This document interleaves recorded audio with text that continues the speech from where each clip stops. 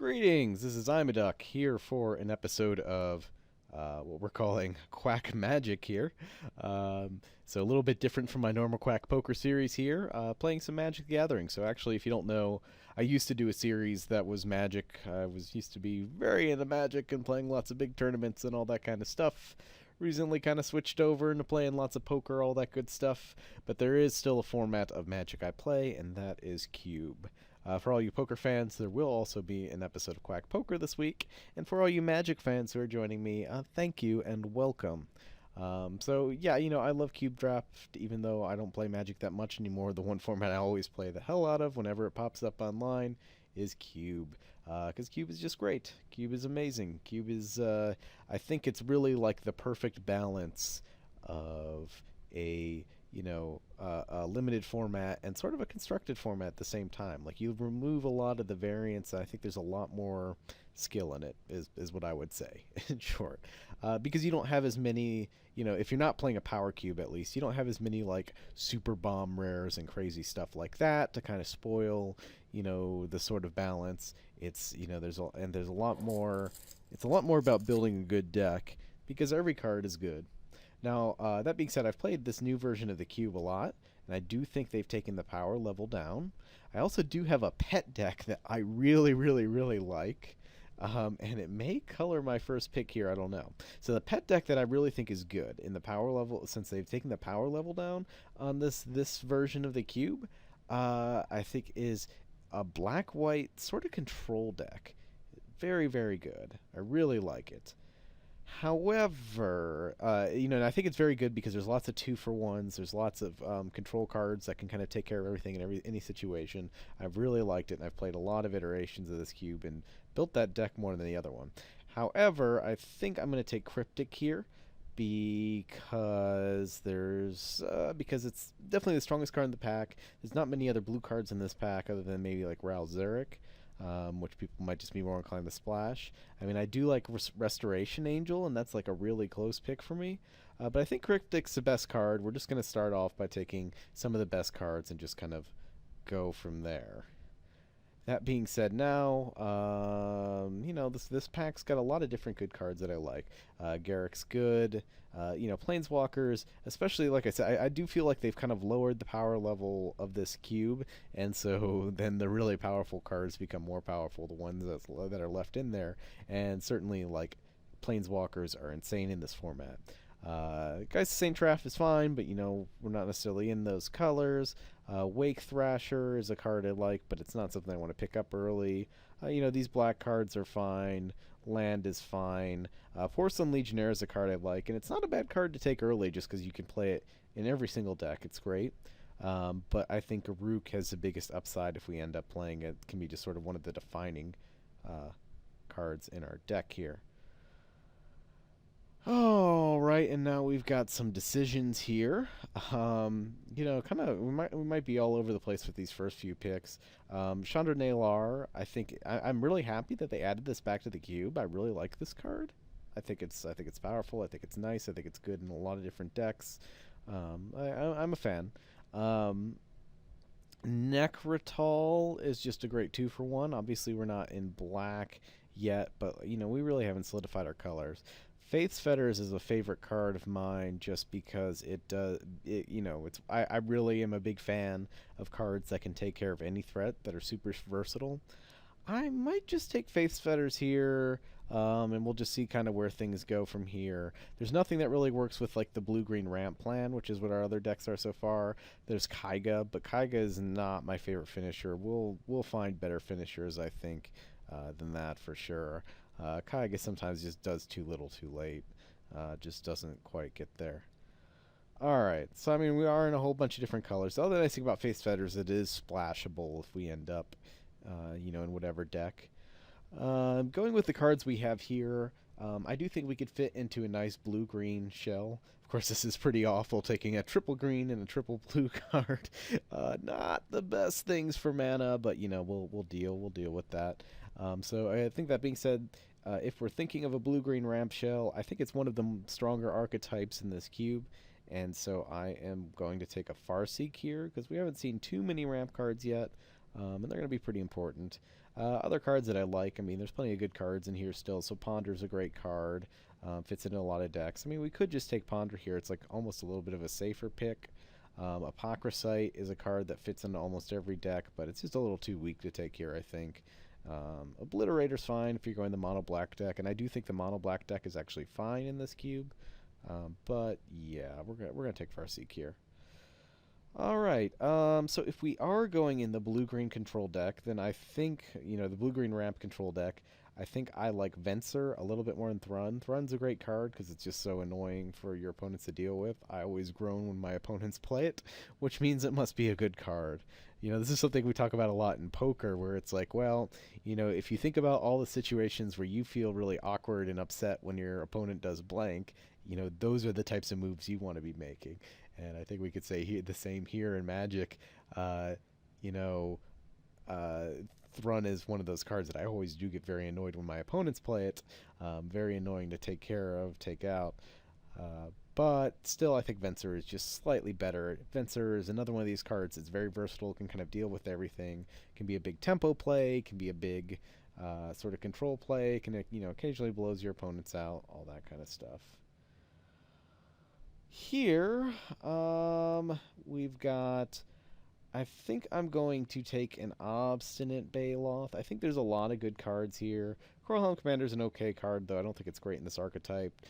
We could consider splashing black, and that actually is something I always want to look for when I'm doing green decks, because green-black has a lot of powerful cards that I like.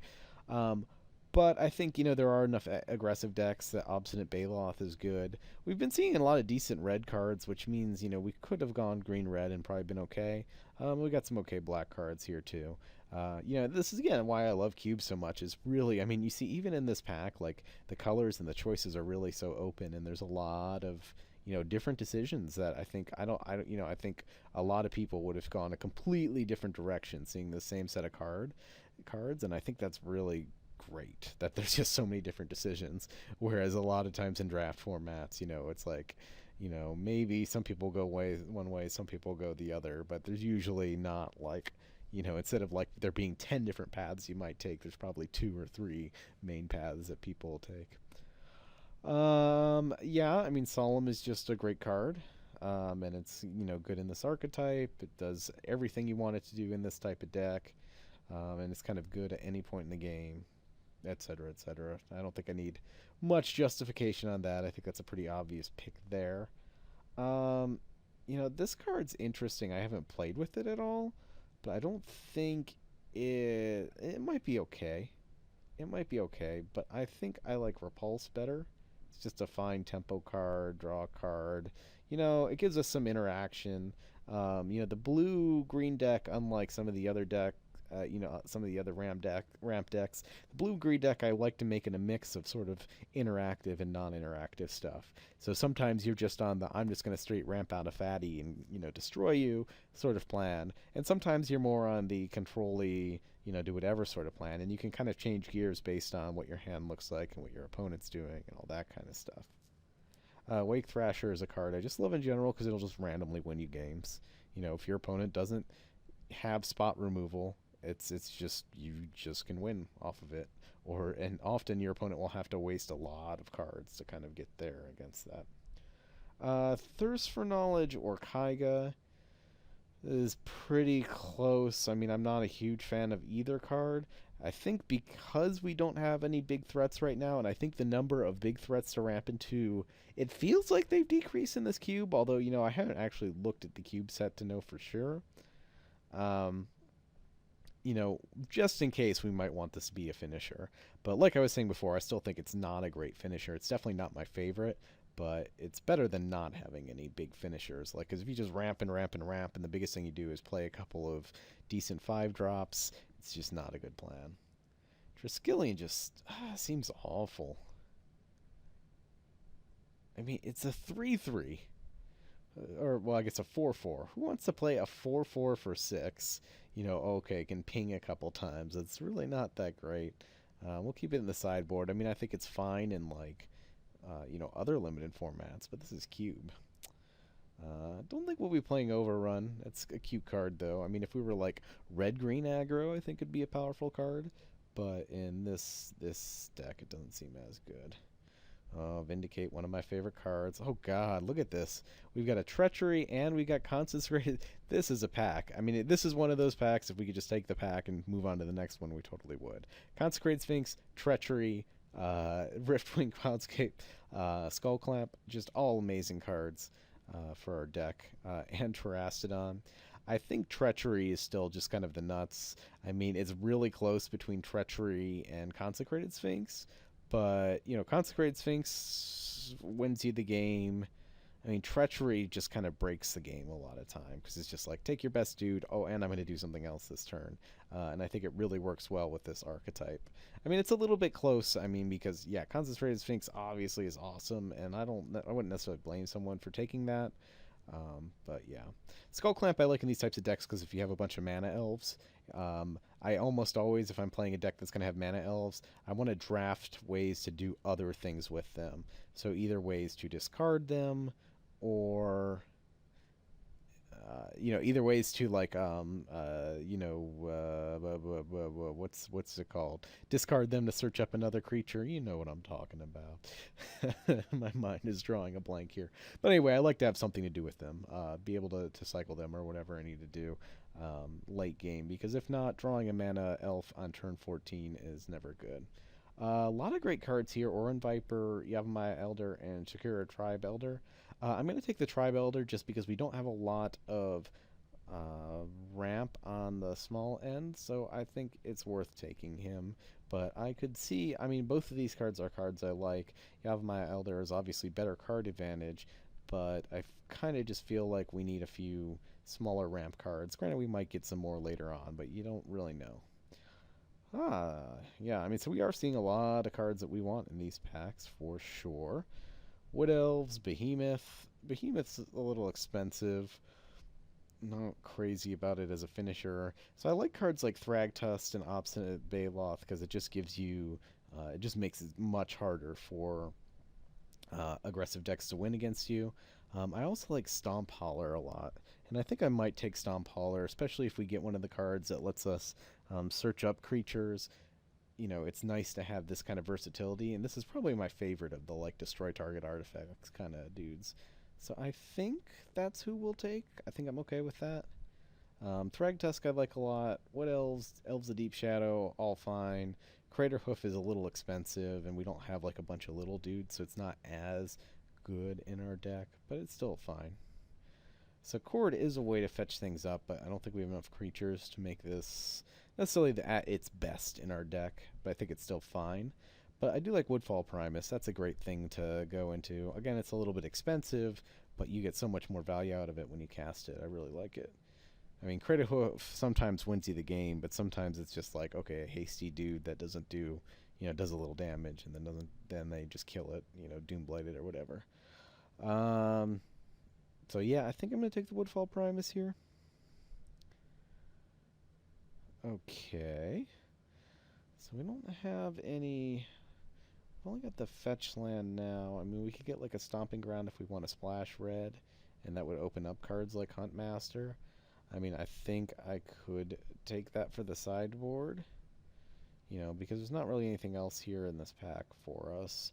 I think Kozilek is a little ambitious, and it would basically mean if we take Kozilek, it means we have to go into a really heavy ramp strategy, and I don't really like the super like high, you know, heavy on the high end ramp strategies, just because it means you have to run so many ramp cards that it's really easy just to get stalled out and flooded out with ramp cards and not have any big threats. Or vice versa, have your few big threats in hands and just no way to ramp them out, and you just kind of lose. Alright, well, now we were getting a bunch of good packs, and now things are petering out, which means there might be people in our colors, but not much we can do at this point. I think we're going to take the Pernicious Deed in case we decide to splash black. Like I said, I mean, there are several like good like black-green cards that I really like, and it's one of the reasons I like to splash black. This one is not my favorite per se, but it's okay. I think we could take Mana Confluence. I think is fine here. Path to Exile is also okay if we are thinking about the white splash, which we are because we got the Faith's Feathers. Fetters. You know, actually, I think I am going to take the path. A little, we're gonna really need to see if we can find the right cards for this. Here we have to take the Flooded Grove over Edric. I really do like Edric, but Flooded Grove, great mana fixing for our deck. It's kind of what we need here. We're going to hope to find a way to splash white at some point in this deck. If we want to splash back, there's a Twilight Black, there's a Twilight Mire, or there's Call of the Herd, which is okay, but not great. I think the Mire is fine. Oran Viper is one of the cards we wanted to see wheel back. Talrand, I don't think we have enough cards that play well with it, so we're just going to leave that there. And Cloudfin Raptor I don't think is really playable here. Now that we have some big end targets, I think the Wood Elves are a little more important for our deck, and so I am fine. Excuse me, taking that. So I will take that. It's a nice little ramp card that's a 2-for-1. Mindslaver is interesting. I don't think we would play it if we took it. We could take a Cryptologist that's a little slow and clunky, but occasionally is okay. I don't think we're playing either of these cards. I'm going to take Mindslaver. Who knows?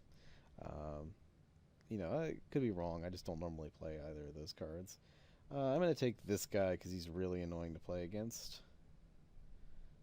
I'm going to take Death Cloud because Honor to the Pure, well, they're both not very playable cards.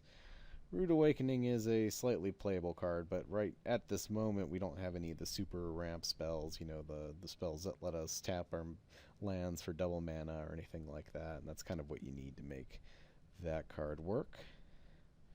Arbor Elf might be our pickup here.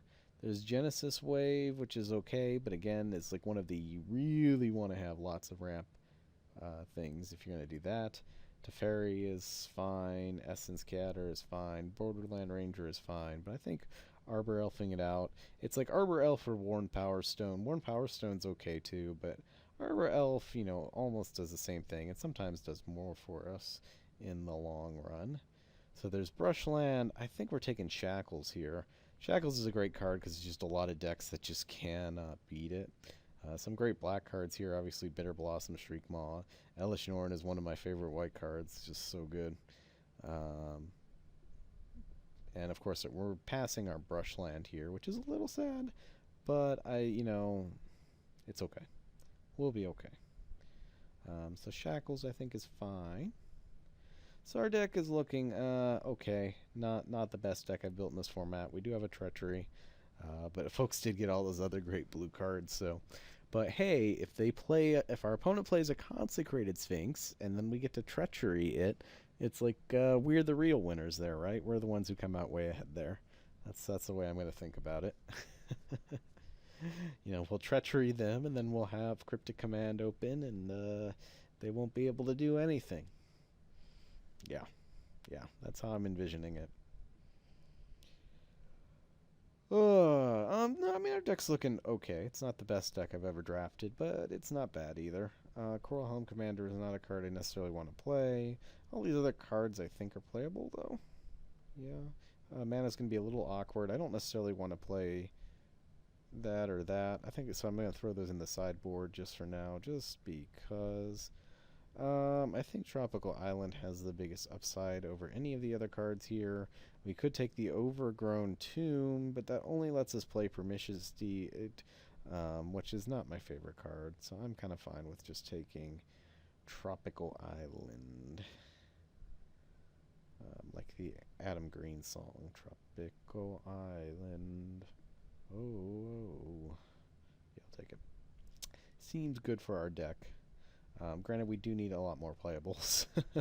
I did put a few playables in our sideboard that we can pull out, but for now, we're going to stick with this and just hope we get a lot more playables here in our next few picks. And I might need to pause here. Up, sorry, there. Didn't skip out the recording. Sorry to freak you out there. Opposition's a great card, obviously, but I don't think we quite have the deck for it. Though it's actually really close. We've got a few like doofy mana dudes and stuff that can make it okay. But I'm just gonna pass on it. So it's between Adakar Waste and Elder. Ah, which is not. I mean, these aren't good pickings. I mean, I could also take like Watery Grave or something if I still want to try to splash black. But I really want to splash white over black. But I really don't want to run any of these cards, period. And I really want like more cards from my main deck. Maze of Ith is a card that could potentially go in our main. I'm just gonna take the wastes. All right. Primal Command's a great card. I do like that card, and I think there's not much else for us here. Fairy Conclave is fine. Yeah, I like the Primal Command. Hornet Queen is 8 mana. We got a lot of big spells if we take that. I think we're better off just taking Preordain. Hornet Queen is a really cool card, and I'm kind of glad they added it to the cube. I mean, it's very, very powerful. They just basically have to have a Wrath, or it's almost impossible for them to win the game. And so that's always fun. But Preordain obviously is always very good, and kind of just will help round out our deck and all that other. I mean, it's Preordain. You can't ever fault somebody for taking that, right? We got another blue-white if we want to take that, if we want to splash our white. Otherwise, there's V-Click, which is a powerful card, Dissipate, and Daze, which are both okay. But we don't want to get way too counter-heavy. I don't think we're not really a Eureka deck. Though, I mean, Eureka does get, like, Woodfall be okay, but not crazy good, because we just don't have that many small green creatures. Oh, wait, no, sorry. Eureka is the one where you just put everything in. Oh, which in that case, Eureka could be playable. I don't know. It's not a card I play much. I'm still going to just take Glacial Fortress here, I think. And that will kind of like... Yeah. And so now we have a choice. Wow. Okay, we have so many... So every land we want is in this pack. And there's also a Deranged Hermit. And we might have to take the Deranged Hermit just because we're so short on playables. I really wish we had gotten more ramp cards. We're not too bad, but 1 or 2 more would have been better. But we'll be okay. I feel bad passing up some lands, but our land situation is not too bad. I think we're going to take that. So that happened. Borderland Ranger or Worn Power Stone. Kind of like Borderland Ranger here. Worn Power Stone. What does it do for us? Anything good? I mean, it does ramp us there, but we kind of had such color-heavy high stuff that I actually think Borderland Ranger is going to be slightly better, even though it's not really a ramp spell. It's basically a ramp spell. Here it's between like Looter and Krosan Grip. We've got a Stomp Hauler already. We've got a Cryptic and a Venser, so we kind of have ways to deal with some of the weird artifacty stuff. I don't, I do like Krosan Grip a lot, but I think Looter's just always going to be played. It's always going to be good for the most part, so I'm fine with having it here. Aetherling, I'm just not crazy about. It's a fine finisher, but it's very slow, and if you're behind on the board, it's not that great a lot of the time. Though I don't think Stunning Growth is much better. I just don't really want to play any of these cards, although I'm not sure. If I had a little more time, I could think about, and wasn't talking to the mic, I could think about that pick a little bit more maybe and come to a better decision, but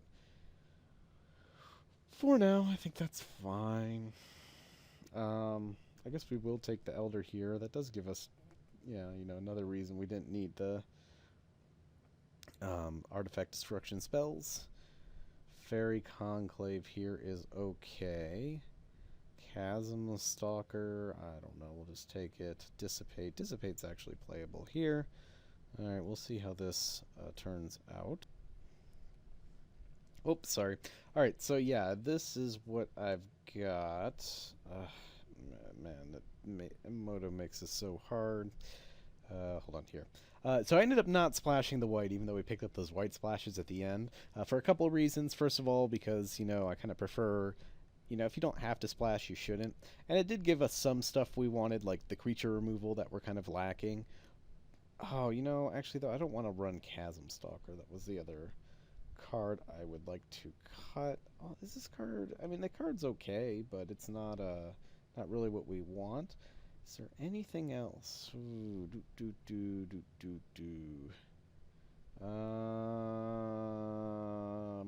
would you play here, guys? Because I don't really know. I mean, Future Sight's cute. It's cute. It's very blue, though. Kaiga's cute. Maybe more what we need? Yeah, fuck it. Let's play Kaiga. I don't know. We're going to try that. Oops. Wait. Where? I can't look at my deck more? Okay, well, that's how Moto does it. Or, oh, I guess I was the last to resubmit? I don't know what happened there. All right. Anyway, yeah, so I ended up cutting the white just because I didn't want to screw over our shackles and all that kind of stuff. Hold on a second. All right, and here we are for round 1, and we won the die roll, and we're gonna play first. So that's cool. Sure, I think this hand is great. Let's keep it. Yeah, so like I said, I cut the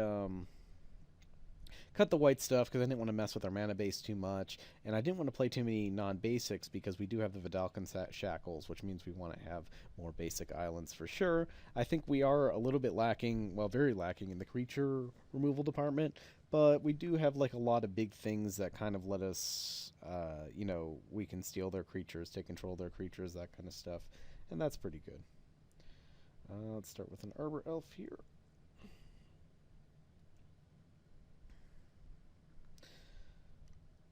And we do have the blue-green fetch land, which is nice. Interesting.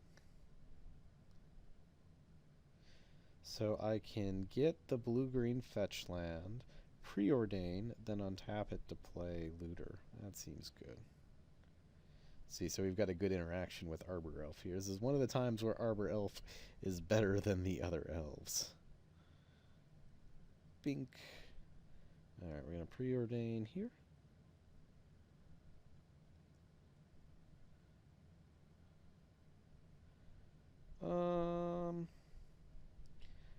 Don't really think I need Stomp Hauler. Farseek I think is actually fine here. Let's put that on top. Alright, then we're going to untap our forest here.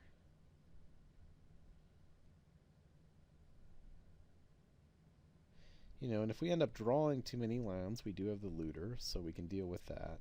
But Farseek will get us to some of our bigger stuff pretty fast, and that's kind of what we're trying to do. An early Kaiga can potentially close out the game pretty quickly, so I don't feel too bad about that. We might be playing against another ramp deck here. I mean, why else do you play green, right? And certainly we are. Sure. We've got ramp 2. Alright, so might as well attack with Looter first. Probably ditching an island here. I'm not going to attack with Arbor Elf because we could loot into something that we want, and the 1 damage is probably inconsequential. Definitely want to keep the Venser, so we're going to get rid of an island here.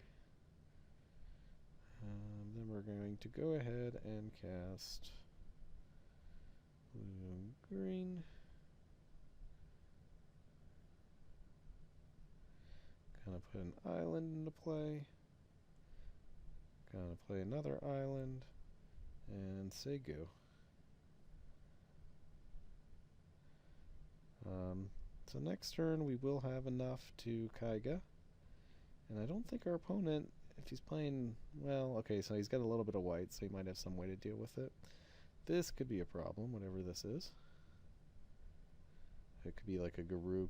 Yeah, okay. Well, not the Garruk I was as worried about, but this is still pretty good. Because now he can play a big threat next turn as well. This guy, he gets hexproof and indestructible if you make it monstrous. And it makes it a little bit bigger. But I think we're still just kind of like racing him pretty well here. I don't think there's a reason to like mess with that necessarily. And so I think... Alright, so let's attack with our looter first. And then I think we're just going to play Kaiga and just try to beat down our opponent. We can kill his Garuk when, you know, fly over to kill his Garuk and then start attacking him, all that good stuff.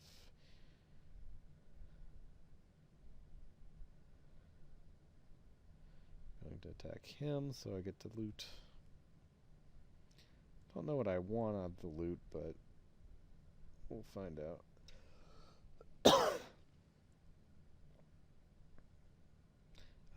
Stomphauler, you know, he hasn't played any targets for it, so I think I'm okay just discarding that. Ugh. Horrible interface with Arbor Elf here.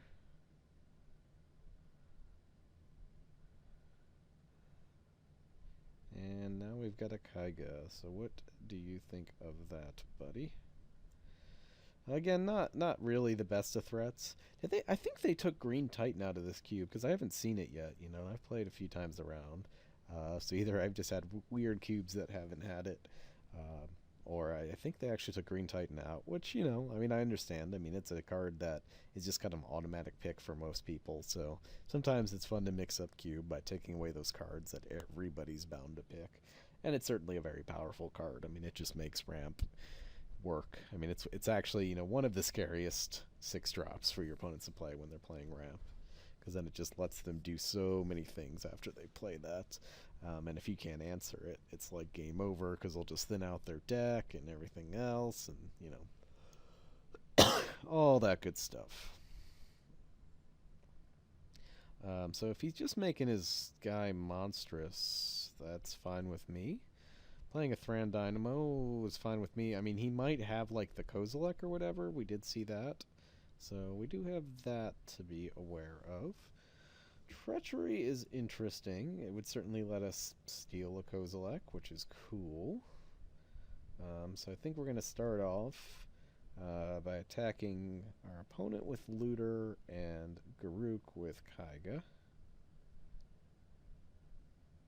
3 Pith Horror 1. That is a name. That is a name you can choose. And we will loot. This is kind of a tough decision.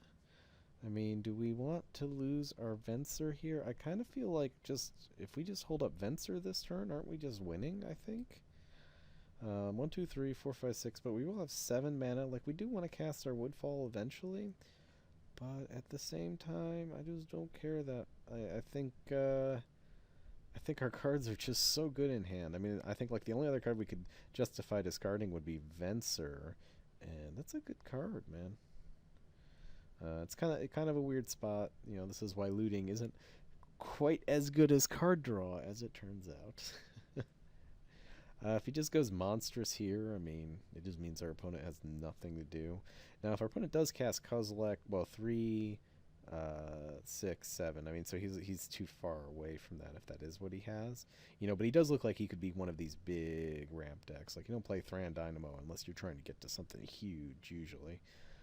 So it's possible he's a Kozilek type deck, but now he's a bit far away from the mana for that, so...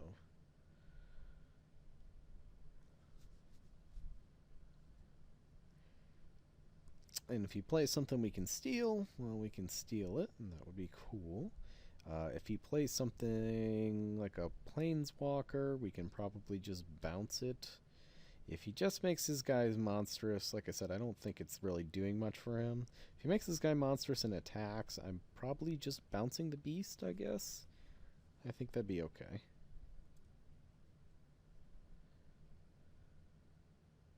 But we shall see. Yavimaya Elder. I mean, it doesn't... Okay. Doesn't really do anything. So yeah, I think he's just got nothing in hand as far as ramp cards go. He immediately wants to sack this and search up some things. Sure. You know, or he may be working up to that Kozilek or whatever.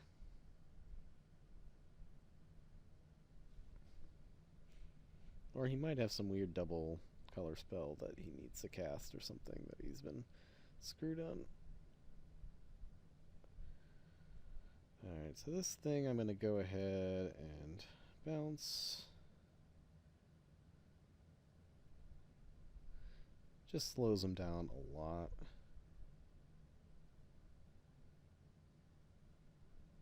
Put that back to your hand. You can attack if you want, I don't mind. I will take a little bit of damage here. You know, eventually I'll get to Treachery something or something. Cryptic, of course, is crazy good. I mean, we're winning the race here, right? 5, 6, 7, 8 we're hitting for, and then 8 again. Yeah, so we're winning the race here by a lot, even without having to cast our other spells. So, I mean, I think we just keep attacking and we keep Cryptic up, and we're good to go. Now here's going to be another awkward thing again, where we draw a card and probably have to discard it, because...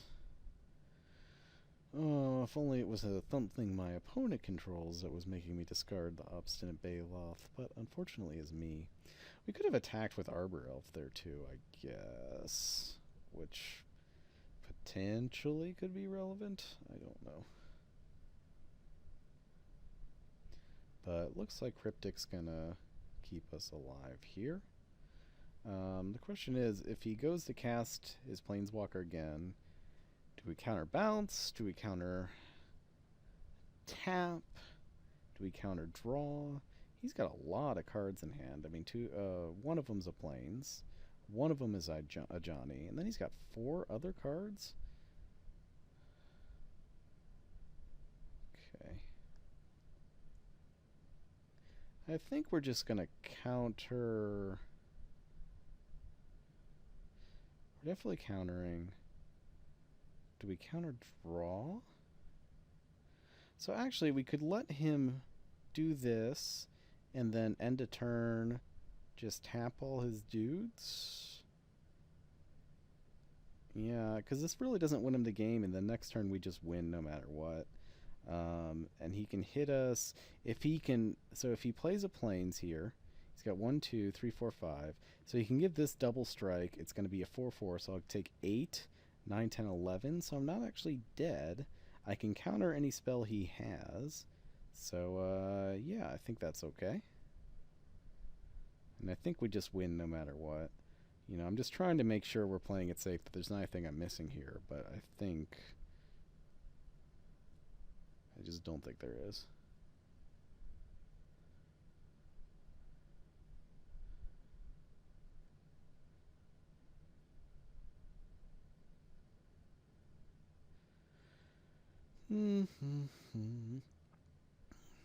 Sure. He gets a counter, that's something. You gonna make him monstrous too? You're gonna do that guy. That doesn't do anything.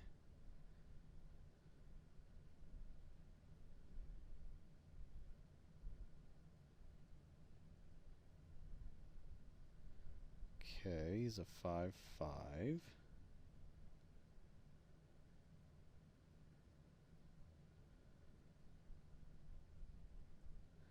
Sorry, I'm playing this a little slow and being a little cautious here. I don't think there's any way for us to lose. I'm just going to jump here 5, 6, 7, 8. Although it does mean... Actually, I'm not going to jump here. I just don't think there's anything he could do here. Well, we've got a Cryptic Command. Yeah, there's nothing he can do here. I don't know why I'm being quite so cautious here. I'm just really trying to make sure I don't make some silly mistake. But clearly we're just going to tap his team and draw a card here. Tap all creatures your opponent controls, draw a card. He can't really have a counter here.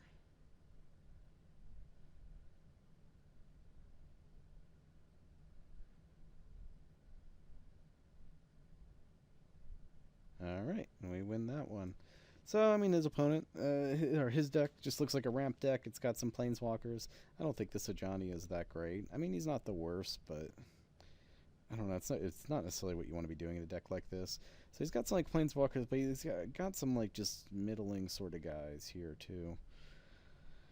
I don't, you know, I mean, we could, Side in like Faith's Fetters to try and deal with some of the planeswalkers, but I don't think that's really great.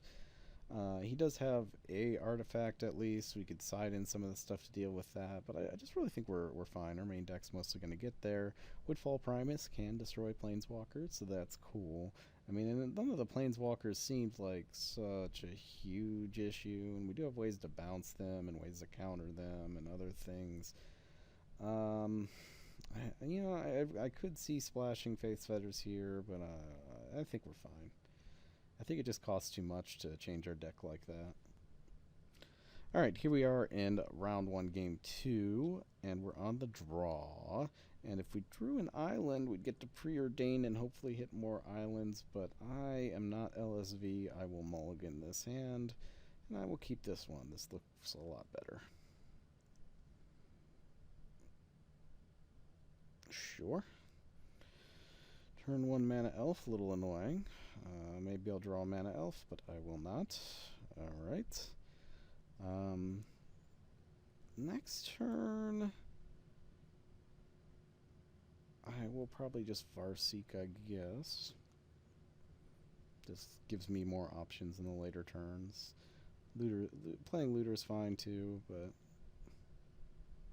it's whatever. Maybe if I don't draw a land, I play Looter here so that I have a better chance of drawing a land in the next 2 turns. It's an interesting thought. Our opponent's going for it here. If he's got a Garruk, yeah, that's a little bit of a problem. I'm not sure if we can beat that. That's a pretty fast start. I guess our best way of beating that is Farseeking here? I guess? I'm not crazy about this, though. We are definitely in some trouble. But I don't really have a big creature I can put down on the board, so I'm better off just trying to build up something here, hopefully draw something that gets me out of this. I mean, Treachery is pretty big. Maybe he'll play a big creature we can steal in a couple turns or something. But of course, he's got 1,000,000 mana now, because he can untap with Garruk as well. And he's got all the time in the world, because we're not putting pressure on him. Man, he's got a lot of ramp artifacts. See, he's probably got a build that's a little too heavy on the ramp stuff. But we'll see. Maybe he's about to play a big threat here. I'll call that a big threat. Gross. Yeah, I mean, I think this is pretty... It's a pretty insane start. I don't think we have a chance of beating this, but we'll see what happens. I think... Ugh. Alright, so I think what's going to happen here is this turn we bounce his token, and then next turn we steal his wolf ear and pair it with Wake Thrasher. It gives us a chance to win. Our opponent's only got 1 card in hand. They did ramp out fast.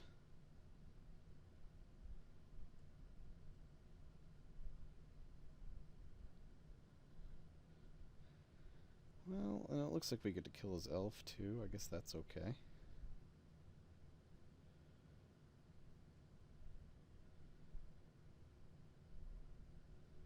Bounce your beast.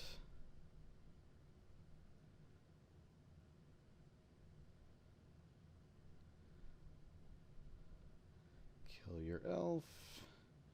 And we have a Venser, which is cool. And then we're going to have 2 huge monsters in a second here. If he's got like a Naturalize for us, that would kind of suck. I mean, I'm guessing he doesn't. Well, he's about to play something here. Who knows what it is? Could just be another ramp artifact or whatever. Could be that guy who's not a big deal. Sure, you want to soul bond him, I don't care.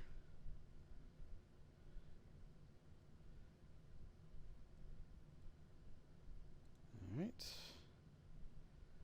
So now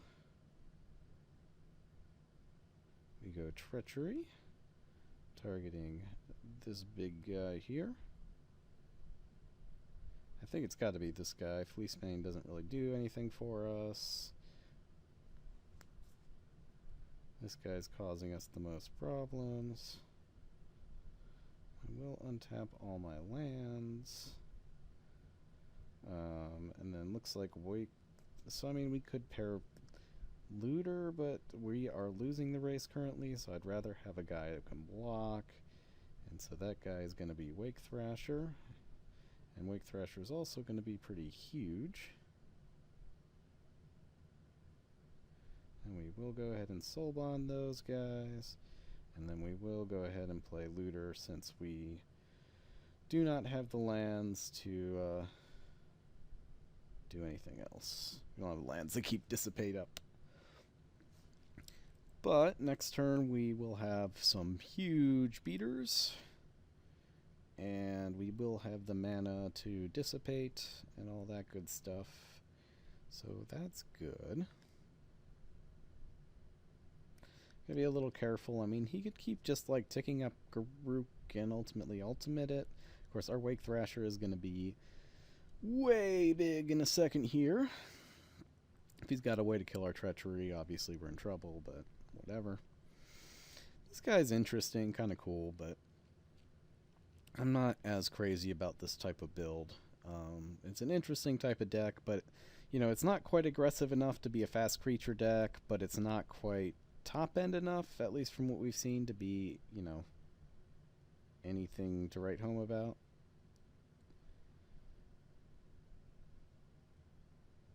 So now we are kind of left. I mean, so we might just attack with Wake Thrasher. All right, some triggered abilities on the stack. I forget what the key is. You're supposed to hit for that to make those go on there, but there we go. Kind of a big Wake Thrasher. Oh, and then we get a Deranged Hermit. Interesting, interesting. Okay, so we can kill Garruk with our Looter, and then we can swing Wake Thrasher at him, and he can decide if he wants to take 11. And then we play our... Yeah. And so even without 11-10, so he's a 7-7, so he would still have to, like... Yeah. So I guess we could attack him with both of these guys, attack Garruk with the Looter, and then we follow up with the Deranged Hermit. And I think it just puts him in a spot where he doesn't have a lot of good blocks. This will be a 4-4. I think that's right. Yeah, I don't think he's got a lot of good action here at this point. And he's got to block some things, and we'll have a bunch of Deranged Hermit tokens, so we'll be able to block his nonsense too. So we're not going to just die next turn. So I think this is a play. Just put a lot of pressure on him, force him to get rid of some creatures, and go from there. Get Garruk off the table. So these guys are going to come at you, and this guy is going to come at Garruk, because he's awesome. He could have a burn spell to take out my Looter. That would kind of suck, but wouldn't be the end of the world. He's probably just monstrosing his Fleece Mane. Sure. Oh yeah, it becomes indestructible too. I did kind of forget that, actually. Okay, that's fine. So you want to take 8.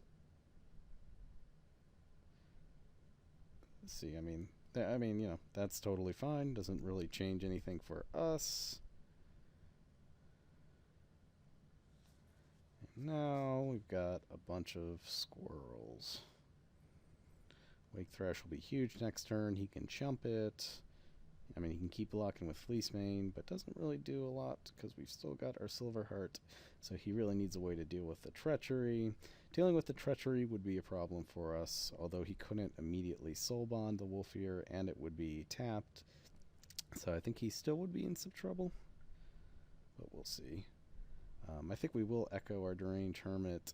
He does have red in his deck, so it's possible he's got a burn spell for it, and so that would suck a little if he burned our Deranged Hermit, but, you know, it's fine. Squirrels. Thran Dynamo, sure. I am not afraid of a Thran Dynamo.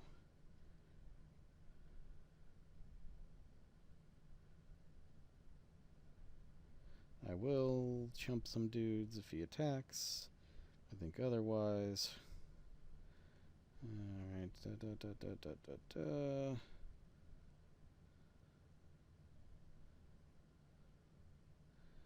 will just go ahead and play the Echo cost.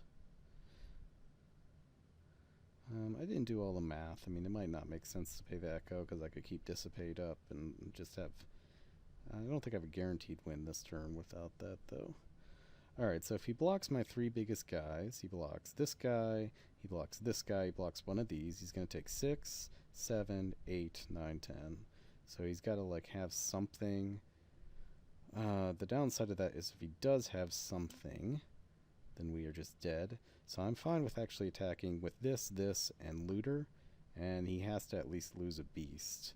And that's fine, and we get to loot and other things. And then next turn we'll have Cryptic up. I think it's a safer play just in case he has something. I don't think he has anything, but, you know, we want to be safe. I think this is the safest play, because I think it's just going to be super hard for him. I can't think of the combination that wins at him next turn unless he's got, like... some sort of like Red Wrath or something like that. I don't think he's playing like Day of Judgment in his deck. Maybe he is, I don't know. But I like this play. He's gonna have trouble finding good blocks. Yeah, he has to block there. Loses that dude. We hit him, we get a loot. Not that it matters too much. Yeah, I think I'll actually just keep my counter spells. Can't imagine losing, but unless he's got, like, random Pyroclasm, even then we haven't lost the game. We still got these two guys. So, yeah. I don't think that really even does it.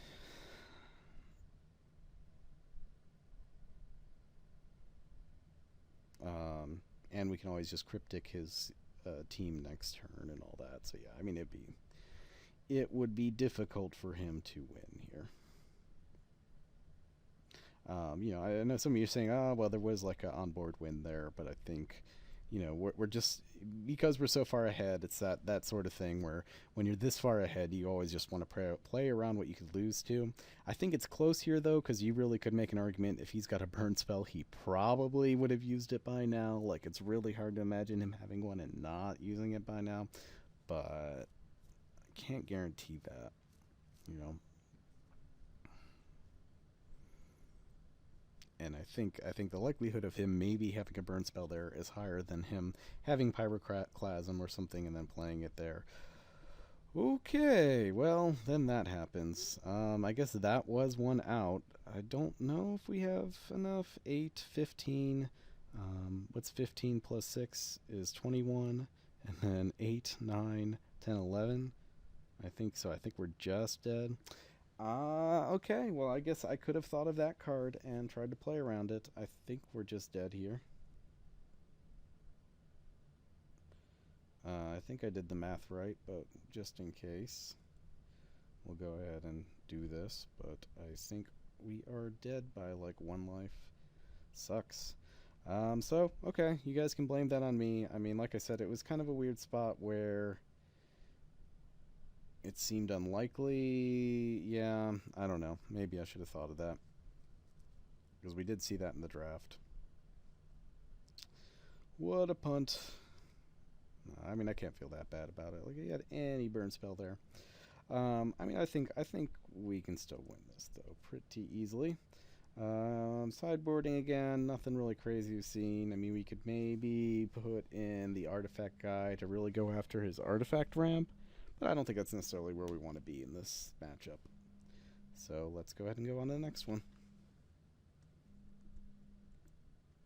I'm sorry.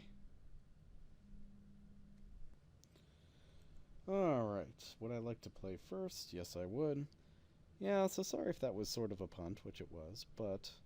Ugh, and this hand is not great, but not terrible. I think we're going to keep it. I think we're going to keep this hand, but I'm not crazy about it. But we can sort of power out this guy. Oh, this is Borderland. I was thinking this was Wood Elves, actually, so we're not even really powering it out.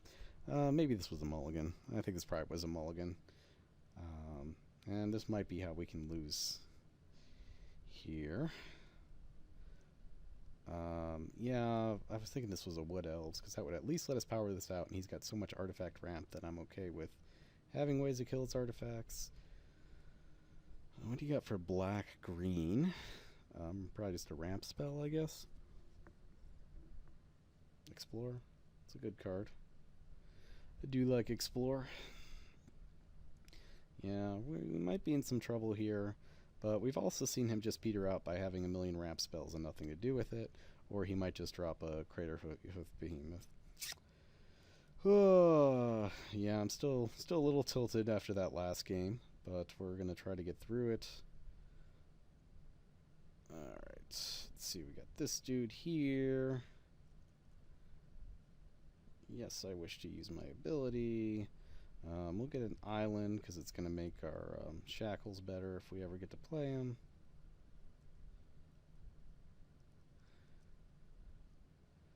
You know, he could play any one of a big number of threats here. That'd be a little bit of a problem for us, but yeah, we've got things. We got things to do. So he did pair these, which is nifty because then we're going to get to Venser that and block his elves and move on with our lives. You know, alternatively, we could play Solemn here, but it doesn't actually ramp us to anything if we play Solemn here. So we are not going to do that. Or we could Venser his elves and double block Wolfir and just get that out of the way. And that's actually not a bad play either, I think.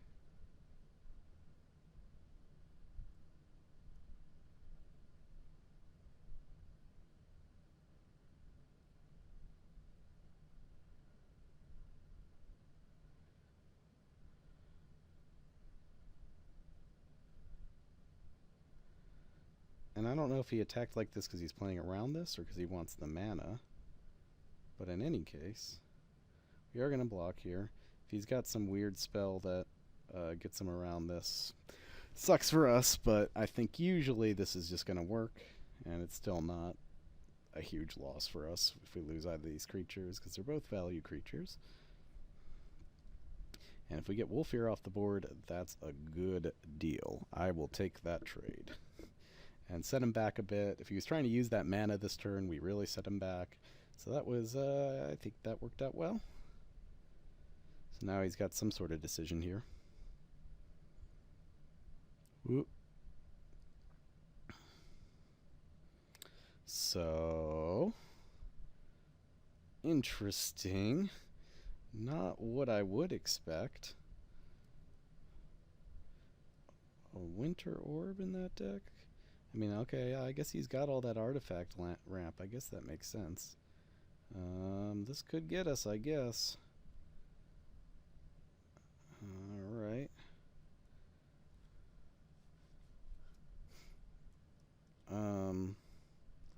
Could get us. We do have Stomp Hauler. We do have Viper. This is a weird spot, man. And if he's just attacking us with elves, you know, he may not have much to do, and it's just like, well, I've got that, so he's going to play it. Yeah, birds, big deal. Yeah, so this deck's got a lot of ramp, but it doesn't necessarily have that many threats, other than, you know, Crater Hoof's huge. But right now, he's not that close to Crater Hoof, although this, of course, gets him around the Winter Orb sort of issue. I think we're just going to keep playing cards till we can get up to Stomp Hauler. Obviously, Solemn doesn't really do anything for us here. So I think we're going to just, and then we'll just Stomp Hauler the Winter Orb, which is okay. I thought yeah, okay. Because we've got lots of cards to play, and we do want to play them. And Stomp Hauler is a big monster, so I don't mind having it. And it doesn't really look like our opponent has much to do. Let's see what he's playing here. Scavenging Ooze. Not too afraid of that. Oh, hello. Alright, well, you got Armageddon. I think that will do it then. guess I'm just conceding here. I don't think I can win. Yeah, I can't win. All right, well, I didn't like our opponent's deck that much there, but it did get us. I mean, obviously round 2 we kind of slightly punted by not predicting that card. I just really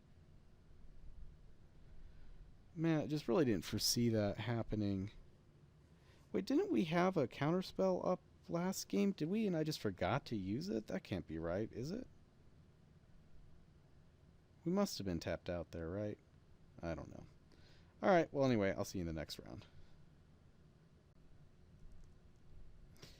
Hi, so yeah, I just looked over that footage again just to make sure. I was like, didn't I have a counterspell up that turn that we lost on the second game? And the answer was no, because I paid the Echo for my guy, and I think I should have just not paid the Echo, would have been the best plan there, since I could chump block all his guys and keep Dissipate up. I think that really would have been the best play there. And I still could have played it the exact same way I did, but had Dissipate up to prevent any weird shenanigans I wasn't thinking about. It's kind of the fun thing about Cube, though. There's so many interactions like that sometimes you just can't even think of the cards. Here I kept, because we got Preordain, and Preordain's a good card. Both of these cards are not the worst, but I kind of don't want Obstinate Baloth, but I always want Treachery, so I think we're going to just take the Treachery. And that's fine with me. I don't want Obstinate Baloth because we're going to be playing Shackles on turn 3, and then probably follow it up by using Shackles on turn 4. So that's our plan. So I don't see any reason to do that. Because now we get a huge turn of Treachery, followed by Deranged Hermit. If that happens, I mean, we're also going to have Shackles with a million islands, so our opponent's going to be in trouble, unless they counter this, which they might. I'm still going to play it, though, because there aren't that many 2-mana counter spells in this format. If our opponent has one of them, good for him. Especially Spell Pierce, not really one I would expect. And, and they're going to get us anyway. I'd rather actually resolve our Treachery is actually probably a little better. Oops. Sure don't, of course now, yes, looking like a fool for not having, not keeping that Baloth, but it's alright. It's not actually that big a deal. And, oh, man. Yeah, still a little annoyed how I played that round 1, but, it happens. It was just one of those things where I just could not imagine what my opponent could have, and oh, that's what they could have. We're going to try the Hermit here. If my opponent has a counter, again, I would probably rather have this countered than my Treachery, so that's okay. Granted, it's a good card, but we can't really just sit back and do nothing. My opponent apparently does have all of the 2-mana counter spells. Like I said, there really aren't that many in the cube right now, but he seems to have them. But he's not really doing much. He's not playing lands or anything, so we're still in decent shape. I don't think Treacherying the Wall of Omens is the best of plays. I may make some play mistakes, but I won't do that. Okay. Oh, that's a good deal. That's a shame. We could bounce the wall, and then he's got to replay it, and we get to draw a card. That's something, right? I mean, I actually don't think that's the worst play, just because we got nothing else going on here. I mean, it still doesn't do much for us, but we gotta do something here. Ancestral Vision, and now he very well could have Forbid or something up. We do have Dissipate, which is one of them, but I mean, he's just doing nothing, which is just kind of weird. I think we're gonna start off with I think we're gonna Borderland Ranger Farseek here. Just want to see if we can protect our Treachery as much as possible. And also Treacherying Resto, we might get better targets later on.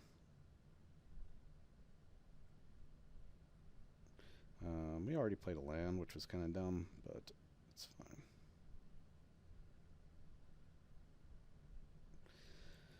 good news is we're getting most of the lands out of our deck. And our opponent hasn't really been drawing any lands, so I mean he's not really putting that much pressure on us. Keeps attacking, we get to hit for 2 back. Eventually we'll get to Treachery and something else.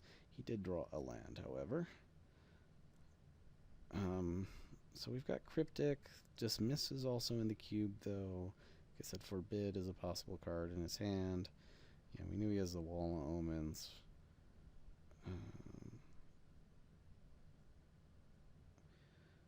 Okay, we're going to keep playing some little ramp spells here. I mean, I think eventually our opponent's going to do something.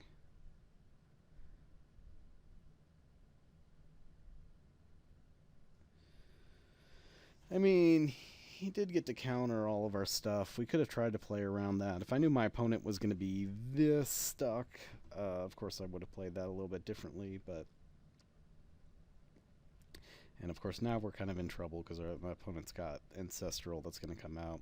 But he's going to have to discard a few cards, maybe. So that's a thing, I guess. When he's got 2 cards to R7 or whatever. I think the odds of us winning this game are pretty slim, but he could play something giant for us to Treachery, and then we could get back in the game that way. As it stands, I think... let me look at his thing. Yeah, I just don't think this is going well for us. You know, we could have tried to play around Spell Pierce, Mana Leak, but, I mean, it's just like, if we haven't seen those from them before, you know, there's only so many of those in the cube. We didn't even see Mana Leak in the cube, and Spell Pierce is only so good. Of course, our opponent, well, they've got a lot of cards. Got a lot of cards, buddy. He's probably got a million counters. That could easily be an Exalted Angel, would be my guess. If we have something to Treachery into, I'm probably just going to take it. Only because my opponent's about to draw a bunch of cards. So if he doesn't have a counter now, which I'm pretty sure he does, he will have a counter then. And, you know, if he's got the counter, we're just going to lose this game anyway. So we might as well just take this guy. Of course, if it's an Exalted Angel, it's not going to do us any good. If it's one of the blue flippy guys, it might be a little better. I don't know. Yeah, he's got a hinder. I think we're just going to concede here. Yeah, he's going to draw a million cards. We got no chance. What are we going to draw? Yeah, no, thank you. Just don't even want to sit there and watch him have, you know, full grip and just continue to beat us down. What gets revealed? Yeah, it is an Exalted Angel. Well, we just may not be doing well this draft here. But let's not get down so far yet. I think our deck can do good things if we draw things in the correct order and don't get everything countered in the first 2 turns. I mean, our opponent just happened to have the perfect answers to what we had going on there.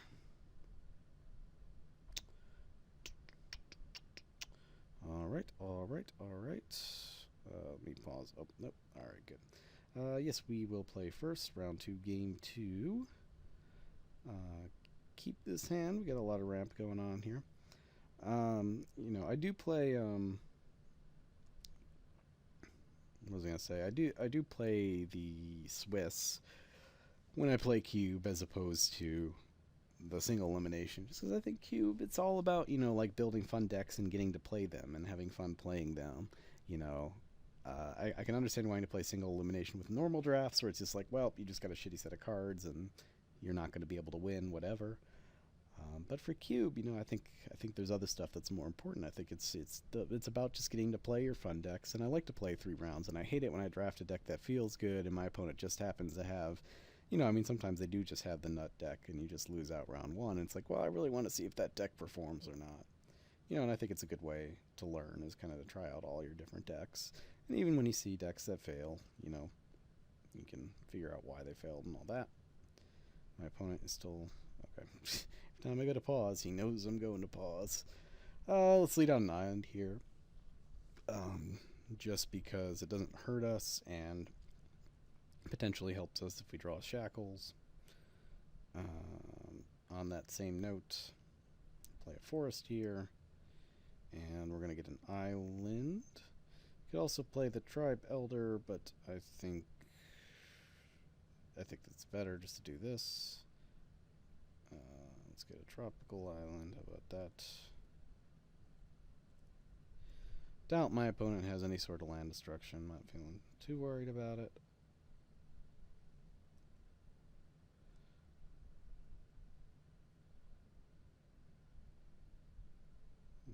Riftwing Cloudskate's a decent card. I think we're just going to keep on ramping up here with our Solemn. Yeah, we never did find a good way to discard like our mana creatures, which is a shame. We also could maybe run 16 lands in this deck. Wasn't something I could have thought about more.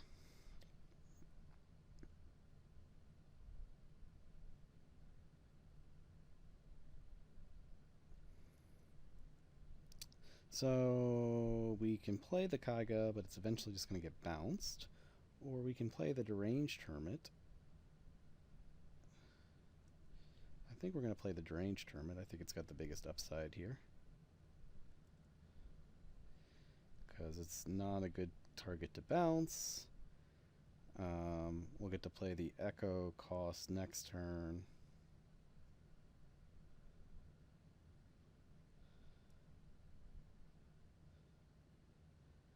All that good stuff. See, Obstinate Baloth needs Madness. It would be such a better card.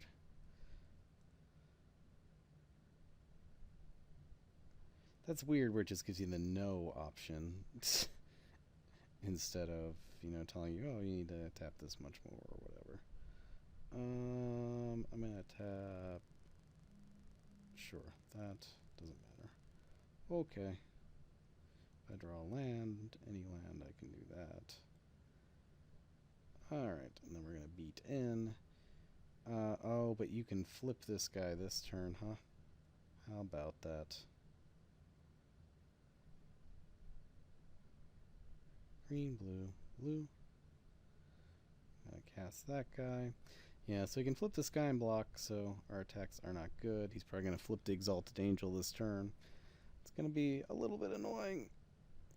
Or even better, Resto flip it. Yeah. It's going to be hard to win this. If he bounces our Deranged Hermit, I'm going to assume he's got a counter. Otherwise, yeah, he's just going to bounce a squirrel. That makes sense. Makes sense.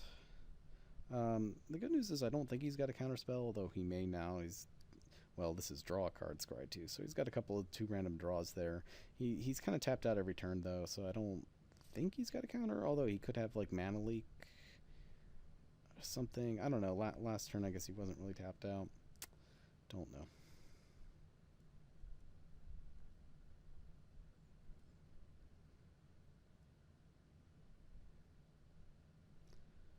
Alright, interesting. So we got 1, 2, 3, so we got 5, 6, 7 mana. So it means we could play Obstinate Baloth and Dissipate, which might be okay. I don't think we're winning this race, however. Let's see, what are we hitting for? 6, 7, 8, 9, 10. But then he's gaining 6, or gaining 4, so we're really hitting for like 6, and then he's hitting us for more than that. But with Obstinate Baloth, at least...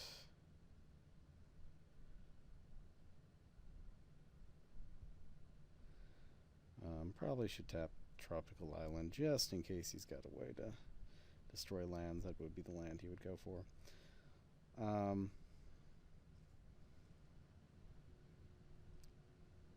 Okay. Let's see what you get.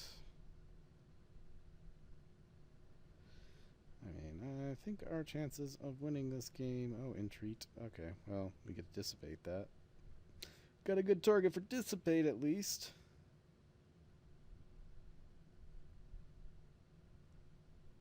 Is this on the stack or not? God, man, this is the worst interface ever.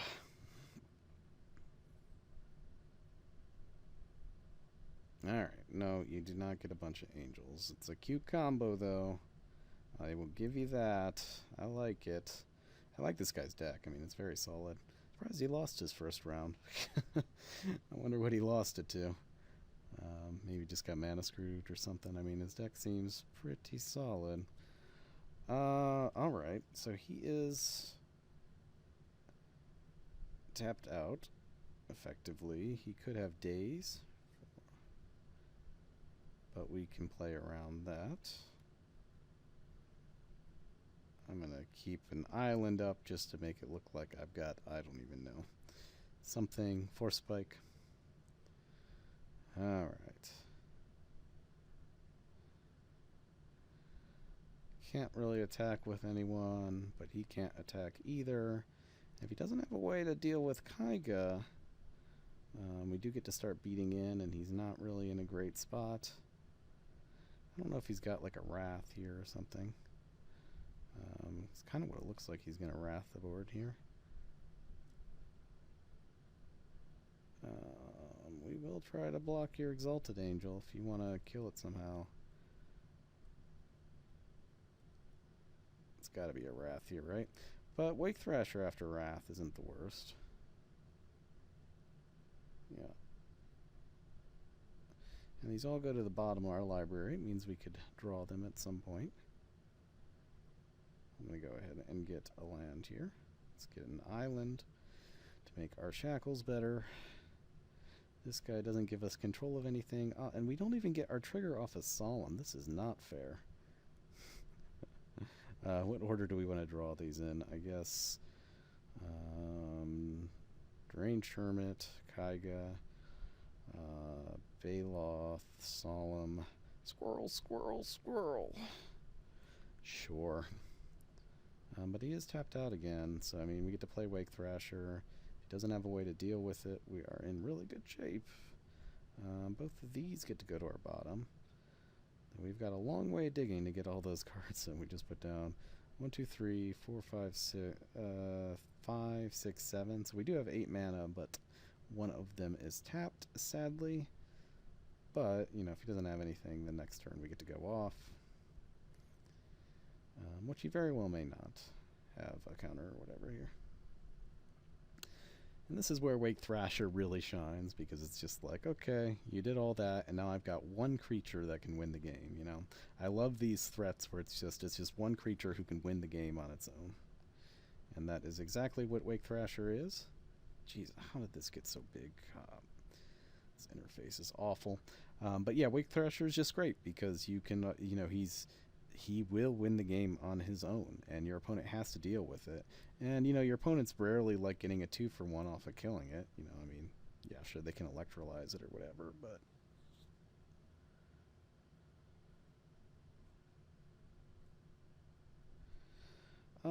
I guess we'll go ahead and play Woodfall Primus. You know, we're not really doing anything else. I think we're better off putting down instead of waiting here, because I kind of don't think he's got a counter. If he does have a counter, it will get us eventually. It's going to be very hard to play around. And if he doesn't have a counter, I assume you put it on the bottom of my deck. Got a lot of great cards on the bottom of my deck. End of the game's going to be great for me. Alright, well, Geist Sage Draft will make a good blocker, for sure. But we'll see if he's got anything to deal with this. I really need to figure out what the hotkey is for putting these triggers on the stack. Wake Thrasher does have the worst triggers. Press F7, he says. Thank you, buddy. Appreciate it. I'm attacking you. What you got? You gonna block? Sounds good. Treachery does not seem at its best here, but it will certainly be fine. Yay, we win a game. I say that, and now we've got to play a game on the draw against our opponent, who's got a deck that is better than ours. The Mystical Tutor, you know, I don't really usually like this card, but it is at its best with Terminus and Entreat the Angels. And he's got good counters. He's got cards like Geist like Saint Draft. You know, just a lot of stuff we're going to have trouble with. And he doesn't have a lot of good treachery targets even, so this is not going to be good for us. I mean, treachery is still a good card. We're not going to side it out, but man, we are not in great shape. We don't have one card that could be okay is Future Sight, though I like it if we were on the play better than the draw. We could have included that. Stunning Growth I don't think is... it's okay. I mean, it's like... so if we put in Stunning Growth, we put in Future Sight, what would we take out? He didn't have any artifacts, right? So we can take out Stomp Hauler. I don't think it's doing anything. And then we still haven't drawn Primal Command in any of our games. Not that it's super great. Repulse seems okay. I don't necessarily want to get rid of that. Well, let's see. We could get rid of... so it's between Future Sight and Stunted Growth. I do like both of those cards. I maybe like Future Sight a little bit better. So let's try that. Alright. Here we are, round 2, game 3. We are going to be on the draw, which is unfortunate. And our hand is okay. Not great. We need another land. But if we draw one more land, we're in good shape. And if we can turn 3 that Orin Viper, I might do that over the Wood Elves or the Ranger. Of course, if we don't draw any lands, this game will be over quick. Our opponent doesn't have any islands yet. Well, there he goes. Still can't cast, like, Hinder this turn or anything, though. But can flip his dude this turn. That's pretty good.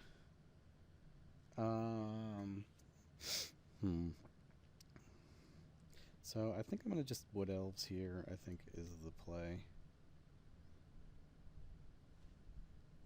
We just need mana at this point.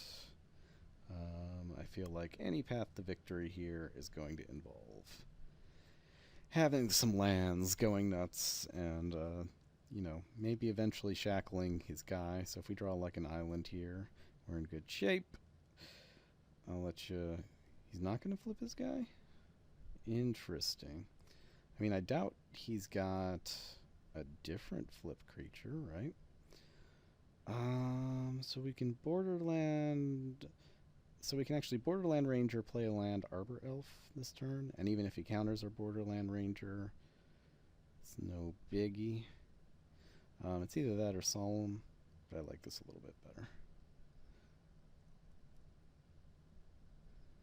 He is definitely short on blue lands. Yes, I do wish to use this ability. Let's get an island. Let's play our island. Let's play an Arbor Elf. Guess we could have attacked already. Oh, no, he's got an angel here. I guess he's got like an angel and like mana leak. And he's deciding to throw in his angel here. Why does he always have that combo every time? That's pretty good, man. Every game just having that combo. Well, luckily, I mean, I still think he might not have a counter here. Although he chose not to flip on his turn, which makes me think he has a counter here. I don't know, man. This is close.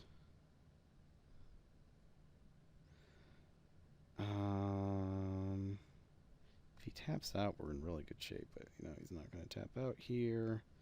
So we've got 7 mana. So he shackles.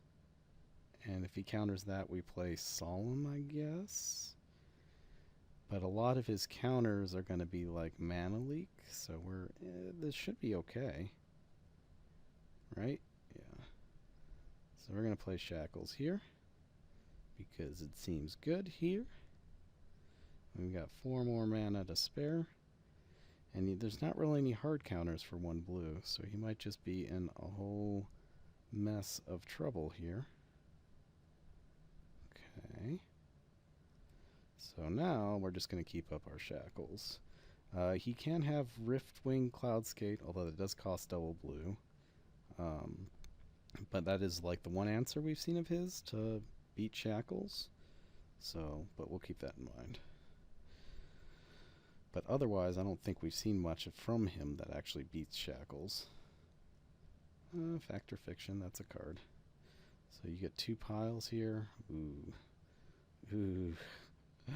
Alright, Elspeth. Banisher Priest doesn't really do anything here. Riftwing, Cloudskate. You know, these are all good cards. So we could put the island opposite the Riftwing Cloudskate. And he can decide what he wants to do here.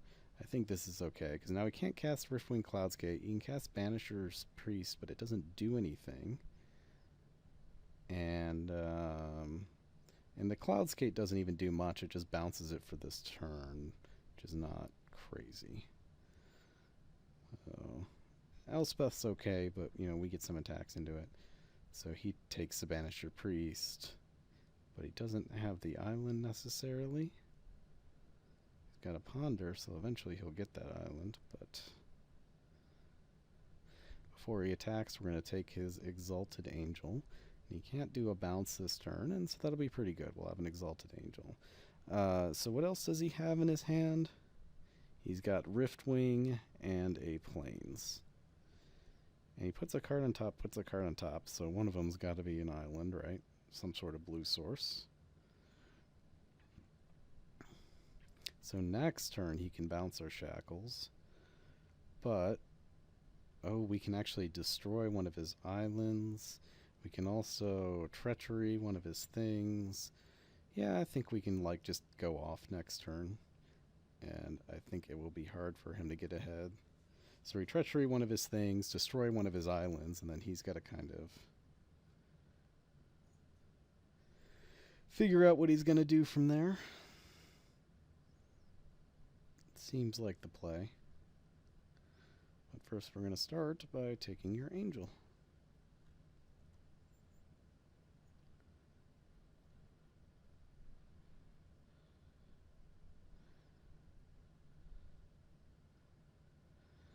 What you got for us? A Banisher Priest. So you can banish the Exalted Angel. I mean, that's fine with me if you want to do that.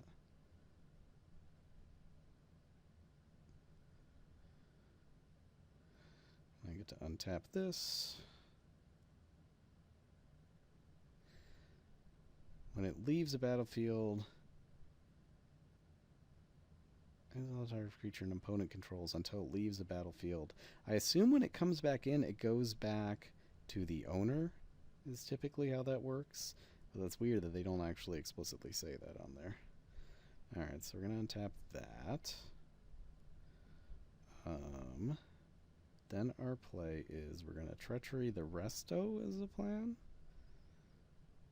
Because why not? So we have 1, 2, 3, 4, 5, 6. Oh, wait, do we not have enough mana? I thought we did. 3, 6.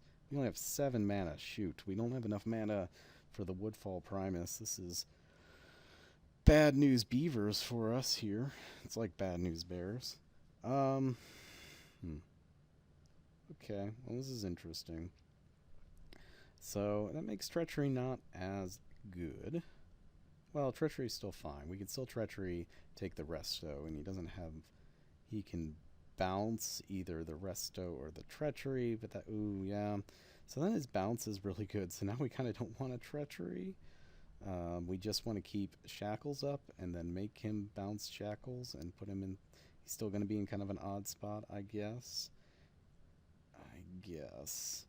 So what do we play then? We have a Solemn that we can play. So we have 7 mana, but 2 of which, so we've got 5 mana to play with, basically. So we can play either Solemn or Orin Viper. I'm fine with playing... I think I like Solemn here. Just guarantees we get our play next turn.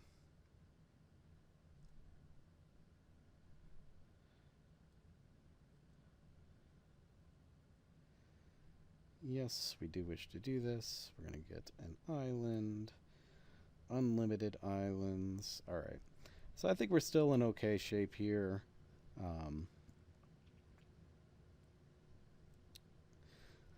Not in the best of spots, per se. But he has to bounce on his turn, so his guy doesn't have flash. And then there's just a question of whether or not...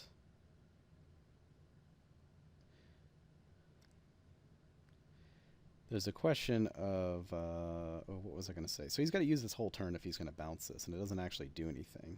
And then he's tapped out, so he can't counter anything. So even like Riftwing Cloudscape isn't really doing much for him here. It's not actually going to get him ahead if he does something with that. Kind of surprising to attack with Banisher Priest. I don't know. I guess it's a good thing to block with. Okay. So you're going to bounce the resto. Okay. It's fine. So we get to untap everything here. Untap. So resto lets you blink one of the ones that you control. That is an important thing to note here. So his Restoration Angel will let him blink. If I take something, he can blink it back into his control. He can blink this Riftwing Cloudscape and do something with it. That's interesting, but not over the top. Great. So first thing we can do is we can attack in, and he can decide what he wants to do there. And then we can... Oh, so the only problem is he is representing Mana Leak here, which would be really bad for us. So yeah, I guess we just attack here first. And then we've got like Obstinate Bayloth and Orin Viper to play, I guess, is the plan.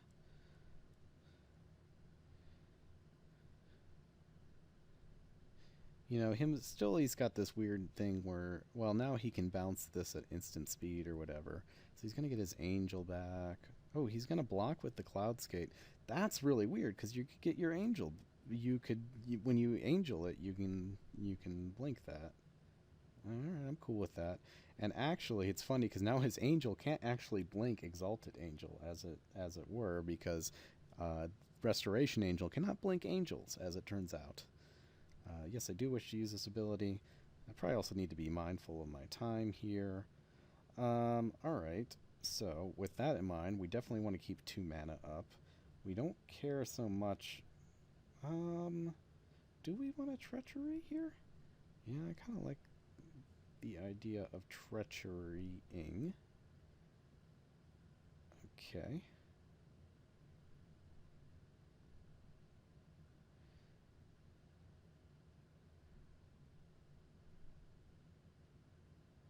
And he can decide what he wants to do about that.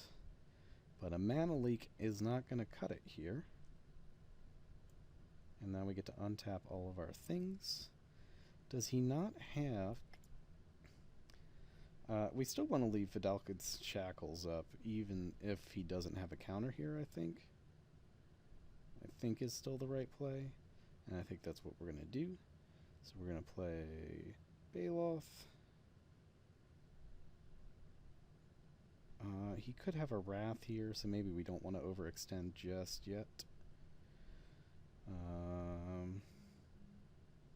But I think we'll still play Looter. We've got enough going on in our hand that we can just kind of go off. But yeah, actually, the way he blocked there makes me think that his plan is to Wrath here, and that's okay with me because we're still pretty far ahead. Oh, he's going to Terminus here? Sure, yeah. That's fine with me, because if he Terminuses, as long as we draw a land, we're in good shape. I maybe should have, for that reason, went ahead and Farsook. Okay. And he still hasn't dealt with our Shackles, and I think that's still important. So we want to draw Obstinate Bayloth, Looter, what else? Arbor Elf, how about that? So now he can have some counters up. He's got a Geist of Saint Draft. Alright. He may or may not have counters here. Do we just run into his counters here? Is that the plan? We got exactly 8 mana. I think we can wait a turn or two. And we can, in the meantime, play a Farseek here, get an island, play an Orin Viper here. He's not F6'd, so he may have some counters here. Our Orin Viper does pretty effectively block his Geist of St. Traft, but also puts him in an awkward spot where he can't really. I think he's in a bad spot here. I guess he can blink his Geist of St. Traft the first time around.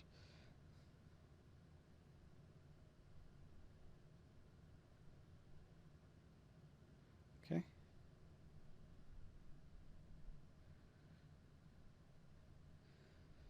So now we can attack with Orin Viper.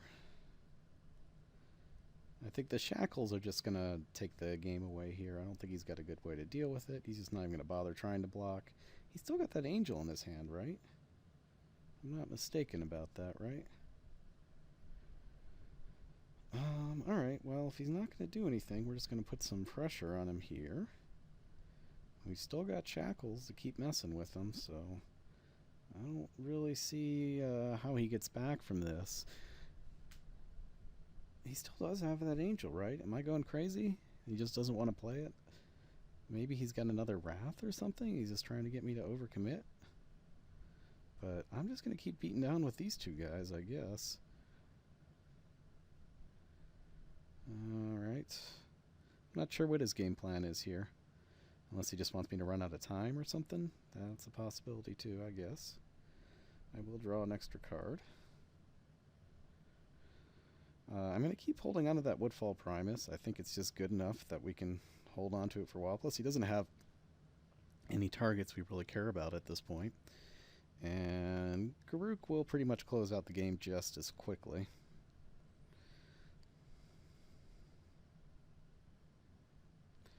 He can try to attack Garruk, but we can actually steal his angel token that he makes.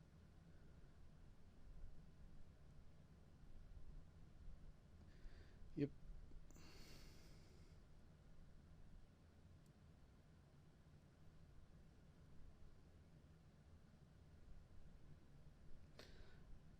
Alright.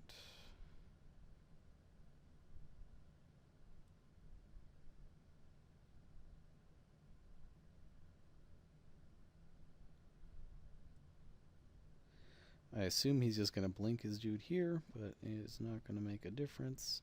We really could have done that the other way around. I guess would have made more sense. Or does he not have... What am I thinking? Alright, anyway.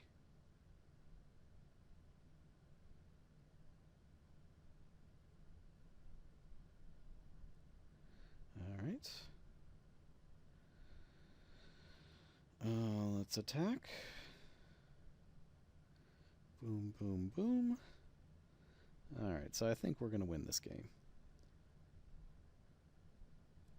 And we get to draw a card.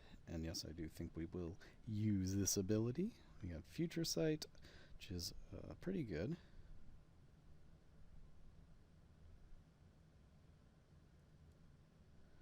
I can play the top card of my library. That's pretty cool. Okay, you can hinder that. I am okay with that, actually. As it turns out. Keep making dudes, and I don't know how he gets out of this.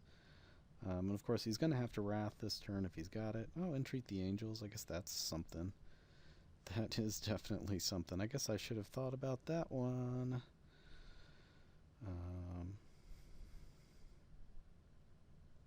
Interesting. We got 7.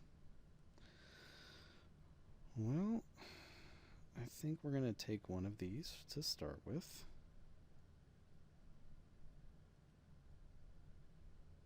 I'm not going to untap permanents. We can bounce one of these as well.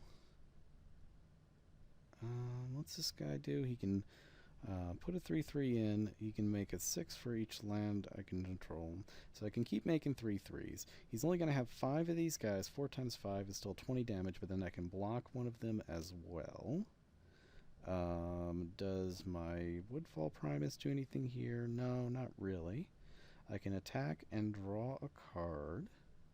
If he wants to trade one of his dudes for it, that's also fine with me, because he's at sort of a standstill here, where he can just kind of go for it, go for the win, but it's not going to win it for him. Yeah, I'm fine with this. Now the question is, do I go ahead and kill an angel here? And I think the answer has to be yes, because I think he's got enough. I think he's got enough power out there.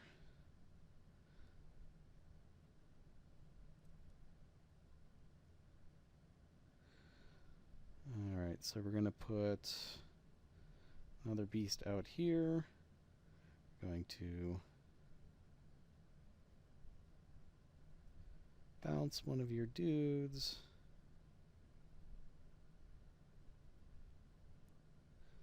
So 4 times 4 is 16, so sacking this Misty doesn't actually do anything. Let's get another island. Let's go ahead and Woodfall Primus, just so we can get enough pressure on to win the game here. I should have attacked with the Obstinate too, I think, this turn. This is going to be pretty close. I think I could have put more pressure on him earlier, but it was, you know, trying to play around different things. I might be playing a little bit too cautiously here.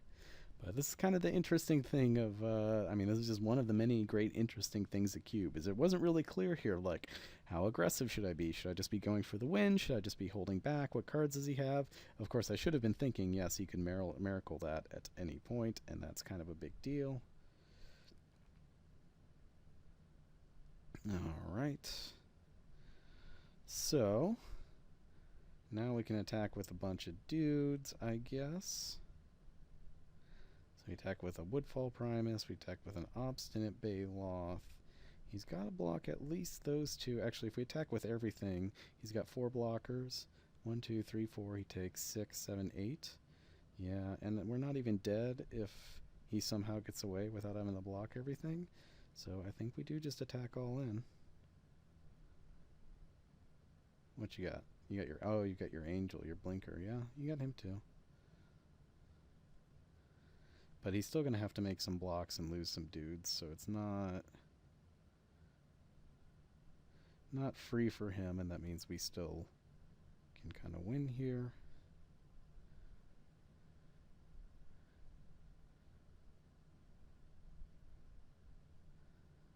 And we trample over for 2, 3, 4, 5, 6, 7. Oh, so I think we still win it here. Well, yeah, he's trying to figure that out too, but I think 6, 7, 8. Nope, still kills you, so I think he's still dead just because Woodfall Primus has that whole trampling thing going on.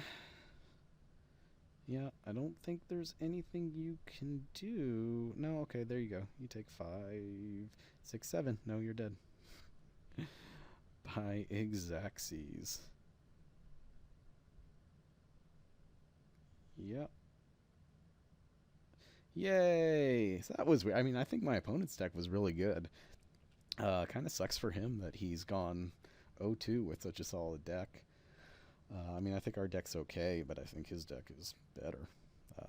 I mean, Shackles is really what ran that game, and Shackles is just an insane card. For sure. That kind of shows you the power of it. And especially against a deck like his, it just doesn't have any answers to it. I mean, he could have had Oblivion Rings and things, but we didn't see them. So, with no answers to Shackles other than hopefully countering it, you know, once it resolves, I think that game was just over for him. Although they got pretty close, and we probably cut it a little closer than we needed to. But anyway, all right, well, we'll see in round 3, see if we can come out with a winning. Hello, and here we are back for the ultimate round here, and we will be playing first, so that's kind of cool. This hand is not so saucy, but not actually the worst. I think actually I'm going to keep it. It's a little slow, can be a little susceptible, but even if it's an aggro deck, we've got Obstinate Baloth. You know, Venser's a good card against a lot of decks. We're on the play, so, you know, we're not going to get too far behind, and we have a lot of stuff that costs less than 4, so hopefully we'll draw some of that. Playing against Mono Red is not my, you know, I was kind of hoping we weren't with this hand, and, you know, the rule of keeping mana-heavy hands, slow hands, is you will always draw a land for your first draw. But I think we can still be okay. We can undo a lot of this damage. And Obstinate Baloth is actually a harder card for red decks to deal with. Venser's also going to get us some value and whatnot. Frenzied Goblin actually is a way to kind of deal with Obstinate Baloth. Alright, let's play a looter here. Not a great card, but it'll do. We potentially could have not played Tropical Island earlier, because we do have this fear of land destruction. A lot of the, if any deck's going to have it, it's going to be the red decks.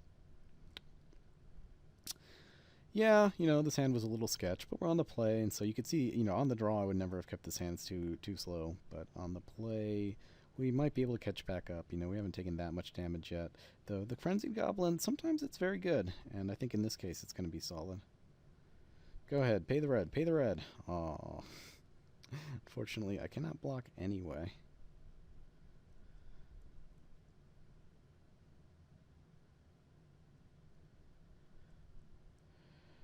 Pillage, yeah. Well, I mean, that doesn't hurt us that much as far as, like, playing that versus just one of our basics.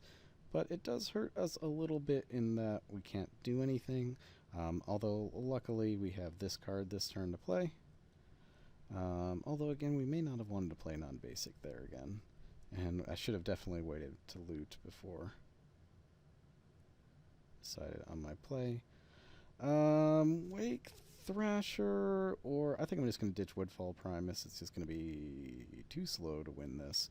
Wake Thrasher probably isn't good enough either, but I think Woodfall Primus is going to take a long time to cast and isn't really at its best in this matchup anyway. Viper's pretty good. I mean, he could have any of the 3 damage sorts of spells that take this guy out, and if that happens, that happens. Of course, he's got Frenzied Goblin as well, so he can just keep paying 1 to not get blocked.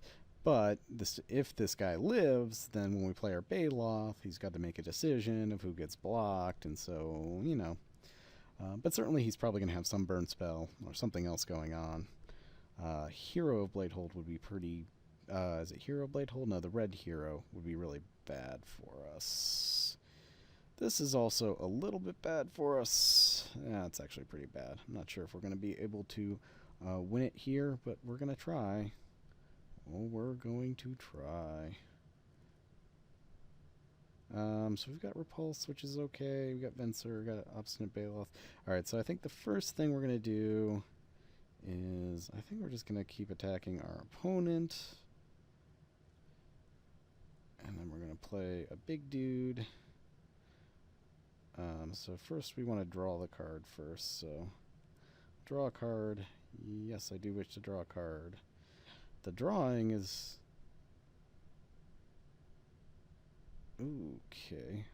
So that will be okay for next turn, although we don't actually have a lot of islands, unfortunately.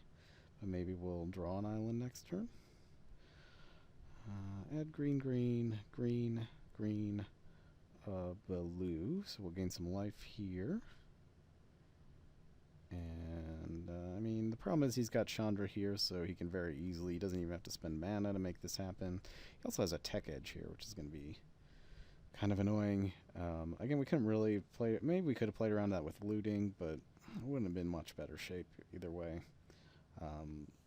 It still would have been smarter to play around that a little bit, but I think we would have ended up playing it and getting it destroyed or whatever. But little edges like that can lose you games, so it's things to be aware of. What about with Venser here? So the one nice thing with Venser is we'll be able to flash him in and block at some point, and he won't be able to use either Chandra's ability or Frenzy's Goblin's ability to actually prevent that block. So that's kind of good. I'm not sure... we could have left this guy untapped. Well, see, but he's kind of got both of these guys can make up to 2 creatures unblockable a turn. That's kind of a problem for us. And he's still got 4 cards in hand, so he presumably has some action here. So, all that being said, we're probably not winning this game, although we do have a decent amount of life. We got an Obstinate Baloth, which is okay, but we're not in the best of board states. Did I say we're probably not winning this game? We're definitely not winning this game now. Koth is the best 4-drop for the mono red deck, and is going to be very, very, very hard for us to beat. He attacks all in. Oh, we actually get to kill Koth this turn, but that's not saying much. And if he has a Fire Blast, we don't even get that. So we get to kill Koth. We can steal Frenzied Goblin for what it's worth, which is not much. Or we can bounce a dude this turn for what it's worth, which is not much. So I think we're going to attack. We're going to kill Koth. We're going to attack with Looter. And then we're going to do something with Venser, though I haven't decided what yet.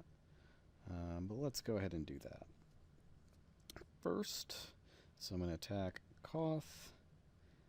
Attack Iam. If he's got Fire Blast here, I mean, we're just dead. You know, I could Fire Blast our Baloth, and we're just not going to win. It doesn't matter. Primal Command is very good.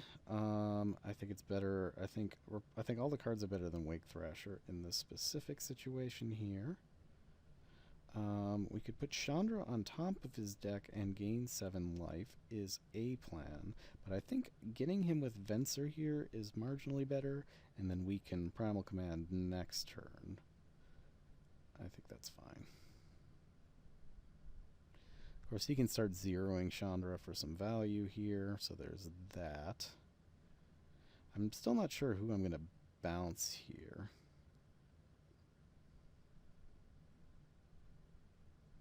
But it also kind of depends on what he ends up doing. Like, he's got a... So he can ping this guy to make it non-blockable, so that might keep him from using Chandra 0. Although it depends on his mana, all that kind of stuff. Yeah, hit me for 1. Gotcha. Could actually bounce Obstinate Baloth so that I get to replay him later. I don't think that's that great.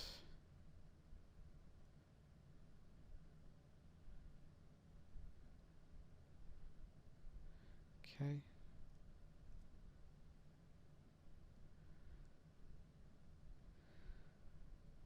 I think we're better off having Baloth down, and we can just gain life with Primal Command.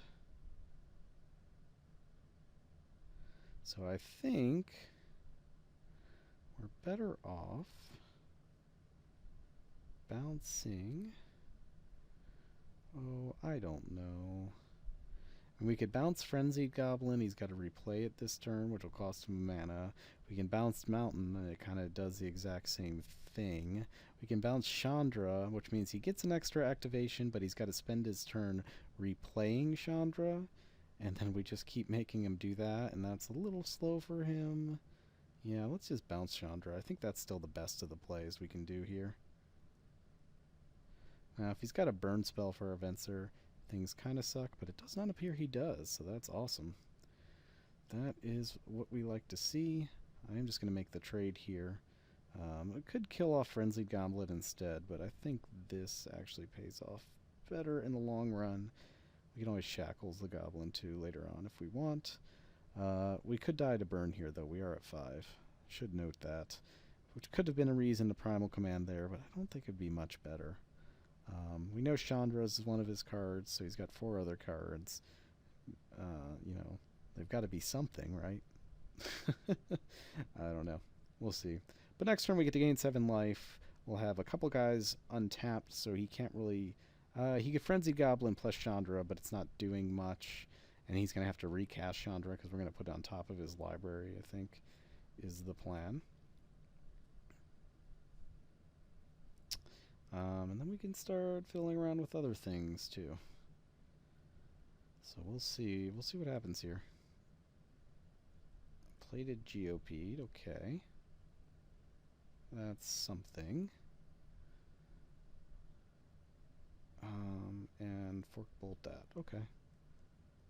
And Mog Fanatic. Okay.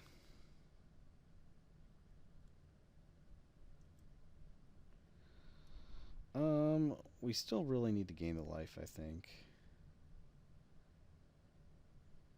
Alright, so first we should attack with Looter, because Looter's not doing anything else, so why not at this point?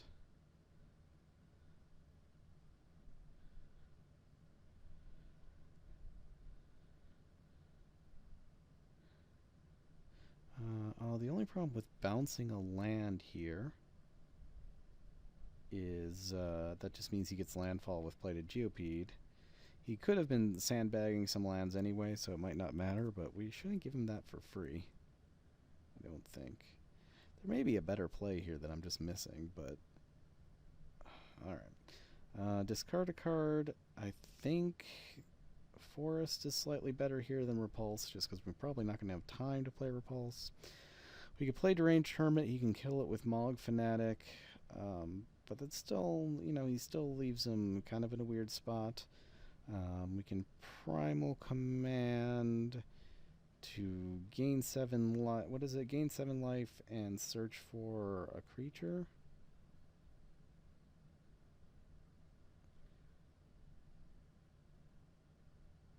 Yeah, I think that's what we're going to do. I don't know that we have any good creatures. I didn't take a screenshot on my deck, so I don't even know what we have here that's worthwhile. But I still think this is the best of our options at this point here. Alright, so what is actually good here? So, what's good here may just depend on what interacts with the cards in our hands well, because we don't have any crazy good creatures. So, instead, we could play something like Solemn. We could play like Solemn and Shackles next turn if we draw a land, which is something. Or we could get like one of the guys that gets us a land for sure. If we pay 3 mana for one of those guys, get a land, play it. We'll have 4 lands. That's not enough to activate Shackles next turn. So I think we are just going to take Solemn here because it's a dude. I'm still not crazy about all of these plays here, but I think this is the best with what we were given, but we are in kind of trouble here if our opponent like landfalls. It's us for 3, 4, 5, and he's got 1 off the Mog Fanatic. He can hit us for 6. Can hit us for another one with Chandra, and then we've got to start putting pressure on Chandra. I think next turn, actually, we're probably just playing Deranged Hermit, as lame as that is, but that is how it is. Which, yeah. But that gives us 4/1/1, so it makes his plays a lot harder. Makes it a lot harder to kind of break through here. He's probably going to have to sack his Mog Fanatic or whatever. This is a thing. Grafted War Gear, huh? So let's see if he's got the landfall. It doesn't look like he does. I mean, he could just be playing things in an odd order, but doesn't necessarily look like he's got landfall here. But we're still going to take a lot of damage. 4, 5, 6, it looks like. And he's going to spend his turn like Frenzied Goblin, whatever. That's fine. Okay.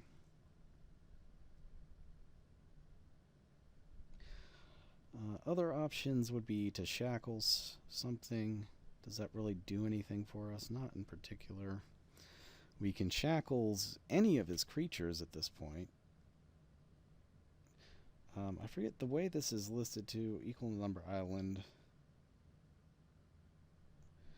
Okay, so if like this guy gets landfall and we only have 2 islands, he still stays under our control is what it looks like. We can't get the Mog Fanatic. Alright, so first things first, we're going to hit with our looter here.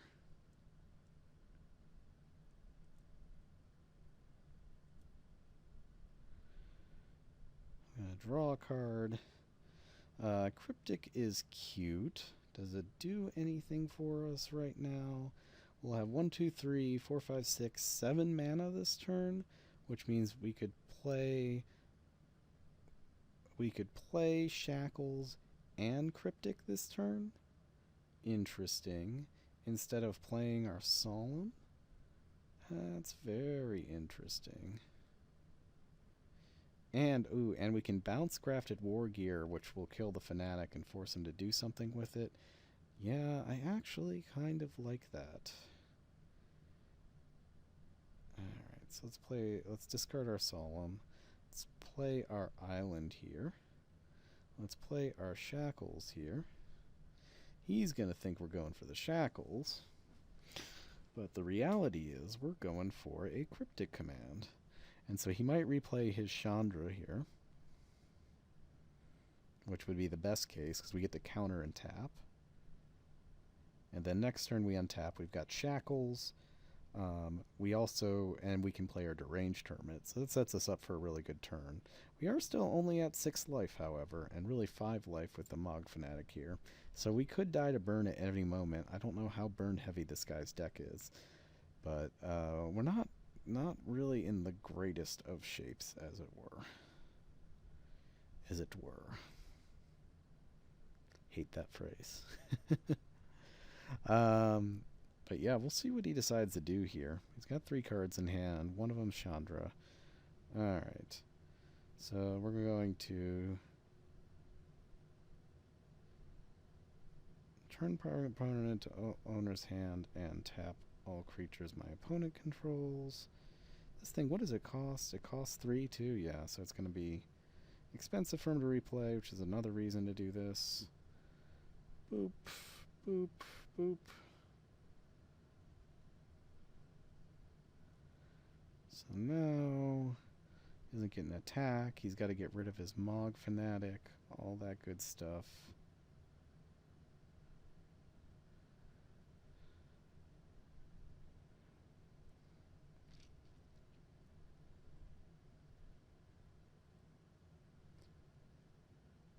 So he sacks this dude to kill my looter. That's fine with me. That's still got to go to your hand, and all your dudes are tapped. And you can play Chandra this turn, but that's not that big a deal. Sulfuric Vortex, on the other hand, yeah, that will end the game. If we don't draw, we need our Stomp Hauler basically this turn, or else we're just like dead, pretty much. Dissipate would have been nice. Alright, we'll cancel. I guess we bash in for 4. Puts our opponent down to 8. I mean, we might be able to actually kind of race him here, as weird as that is. We got a bunch of dudes. He may not even have a way to kill these guys. It doesn't seem like he's had a way to kill these guys. Alright. Hit him down to 8. We're going to take one of his dudes. So do we take... I guess we take the Geopede, because if we landfall, that's a lot of damage for us. If he plays Chandra, it does not win him the game. Okay, response to this. We will take this guy. He's under our control.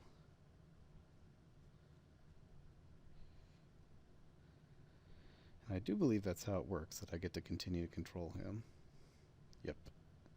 It's not like Old Man of the Sea. He works the other way. If the guy's power increases, you'll lose control of them, I think. But I think it specifically says as long as the power is whatever or whatever. And there's that, what is it, Threads of Disloyalty or whatever, that acts like that too. Or no, Threads of Disloyalty I think just targets, there's that other one that's getting played though. The other command magic. Yeah, this will not win you the game. So actually may just race him here. And the Dissipate might actually be relevant. Of course we need to... I think we have to pay the Echo though. Okay, oh, can pinch that. Okay, so I guess that is relevant because he can hit that. He can block this, so I'll take 5 at least. 6, 7, 8. Oh, it might be so close. May not get to kill him, so it may just depend on if we draw a land here. Alright. We're not going to untap. Or we are not going to untap. Okay. We are going to take 2. If he's got a burn spell, he does not. We've got an Arbor Elf. We swing all in. He can block that and just takes 5 and goes to 1. Well, that sucks. We literally could get him... oh no, we can... But then, wait. 5, yeah, and then he'll go to 1 after the Sulfuric Vortex.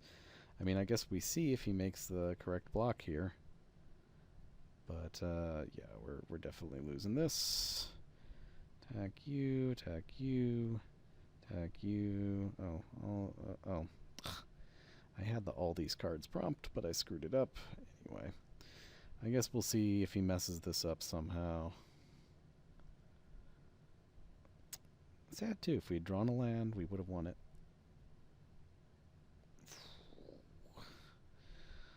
Oh well.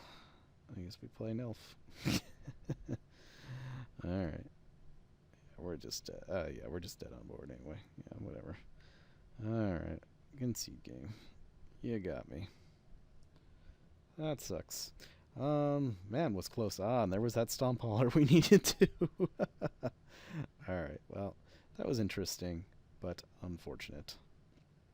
And yeah, if we'd drawn a land there, we would have won too. That's you know, little bit of random luck there. Against this deck, Faith's Fetters is good, and Path is good, which kind of makes me want to do the white splash, except the downside is that means we have to run a couple, like, white pain lands. Oh, only one white pain land, I guess. And this... maybe a plains. You know, I still don't think it's worth the changes in our deck. Chasm Stalker, yeah, you know, whatever. I'm just leaving it. Fudge it. We're just keeping it the way it is. I think our deck's fine. I mean, I think any changes I can make there would have some costs that might not balance out. All right, here we are. It keeps coming back to this window. Here we are in round 3, game 2, and I will play first, as you should always do against the red deck. I will mulligan, as you shouldn't do against the red deck. And unfortunately, I have to keep this hand, but it's not good. But it's just like, it's better than a random 5-hand land.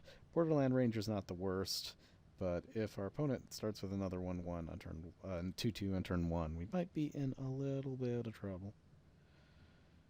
It was a really close game, though. Like I said, it really just came down to that very last turn, had to draw a land, and did not get there. A game that tight, too, you kind of wonder if there was a different way I could have played it. I'm not sure. Definitely, you could comment below. But I think, like, you know, it was another one of those situations, again, where every play had some sort of trade-off. And so, you know, and there was a lot, too. I mean, there was a lot of looting I was doing and everything. I mean, it was a pretty interesting game in that regard. There were a lot of decisions that really could have changed things. And I still feel like I played it mostly correctly there. Ugh. Yeah, that's a pretty good start for my opponent there. And this is a pretty poor start for us, which is going to make me pretty depressed, as I think we are unlikely to win. But, you know, you cannot win them all. I don't think our deck is so bad, but it does have its vulnerabilities. This is one of the problems with ramp decks, is sometimes you just have a lot of cards that don't do a lot of things in it, etc., etc. Although if our opponent doesn't have a land here, or just forgot to play their land, that's cool too. In any case, I think both of those are good for us. Yeah, it looks like he just did not have the land. Unfortunately, we don't have a way to punish him because we are not drawing good stuff. But if he still doesn't draw land, that would be really good news. Don't see a land.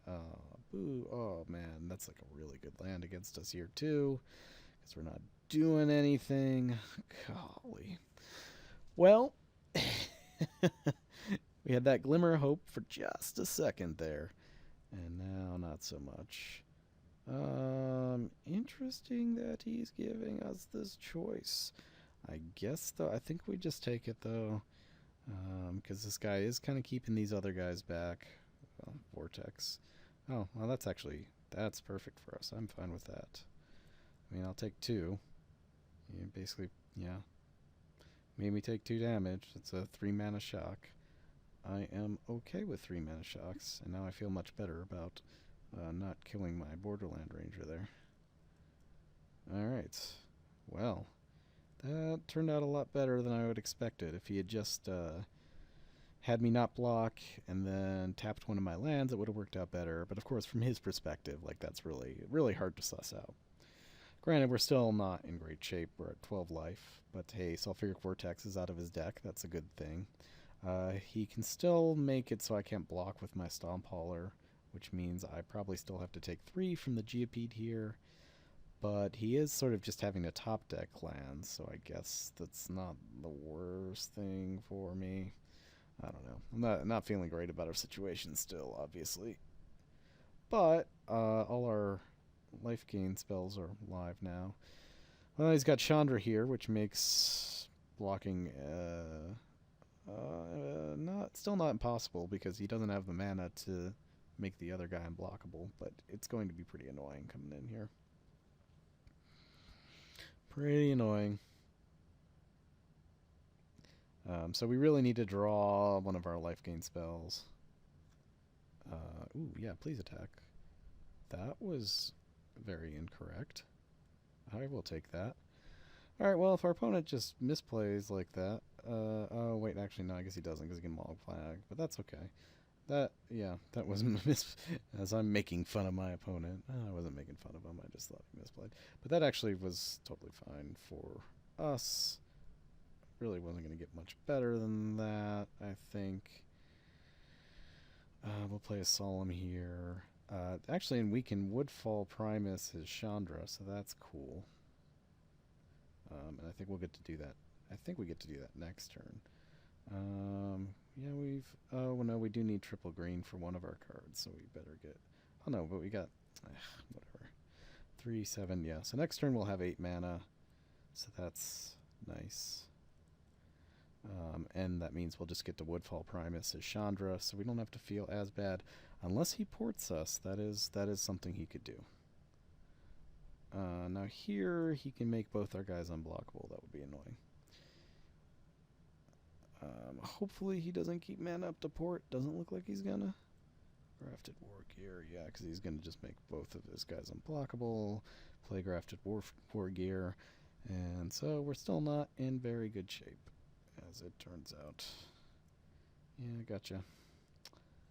4, 7. So we're going to 4. Assuming he does this right. Or 3. Ugh. Yeah, very, very unlikely we win this. Very unlikely. Luckily he can't port us. He only has one card in hand. So we Woodfall Primus, and then if we start drawing any of our spells that gain us life, we're in a better spot. In a better place, as it were. Yeah, so we'll play our Woodfall Primus, destroy Chandra.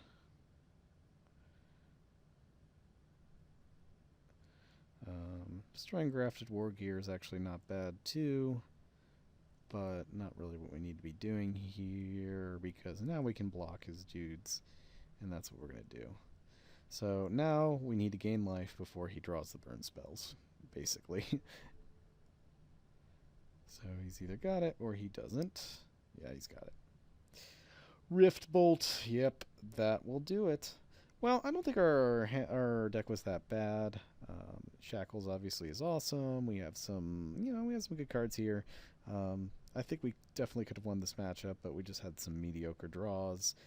That first game was very interesting. I really wondered going back through it if there were different ways it could be played. I think I did loot away some lands at some point, and so maybe that was relevant. But it kind of seemed like we needed all our cards by the end there. I don't know. Anyway, thanks for watching. Let me know if you enjoy these Magic videos. Like I said, I'm pretty much only going to do Cube unless somebody wants to give me some decks to play Constructed online. But at this point, I'm not buying cards online or anything like that anymore. And if you have any interest in poker, check out my poker videos too. Thanks for watching. Adios.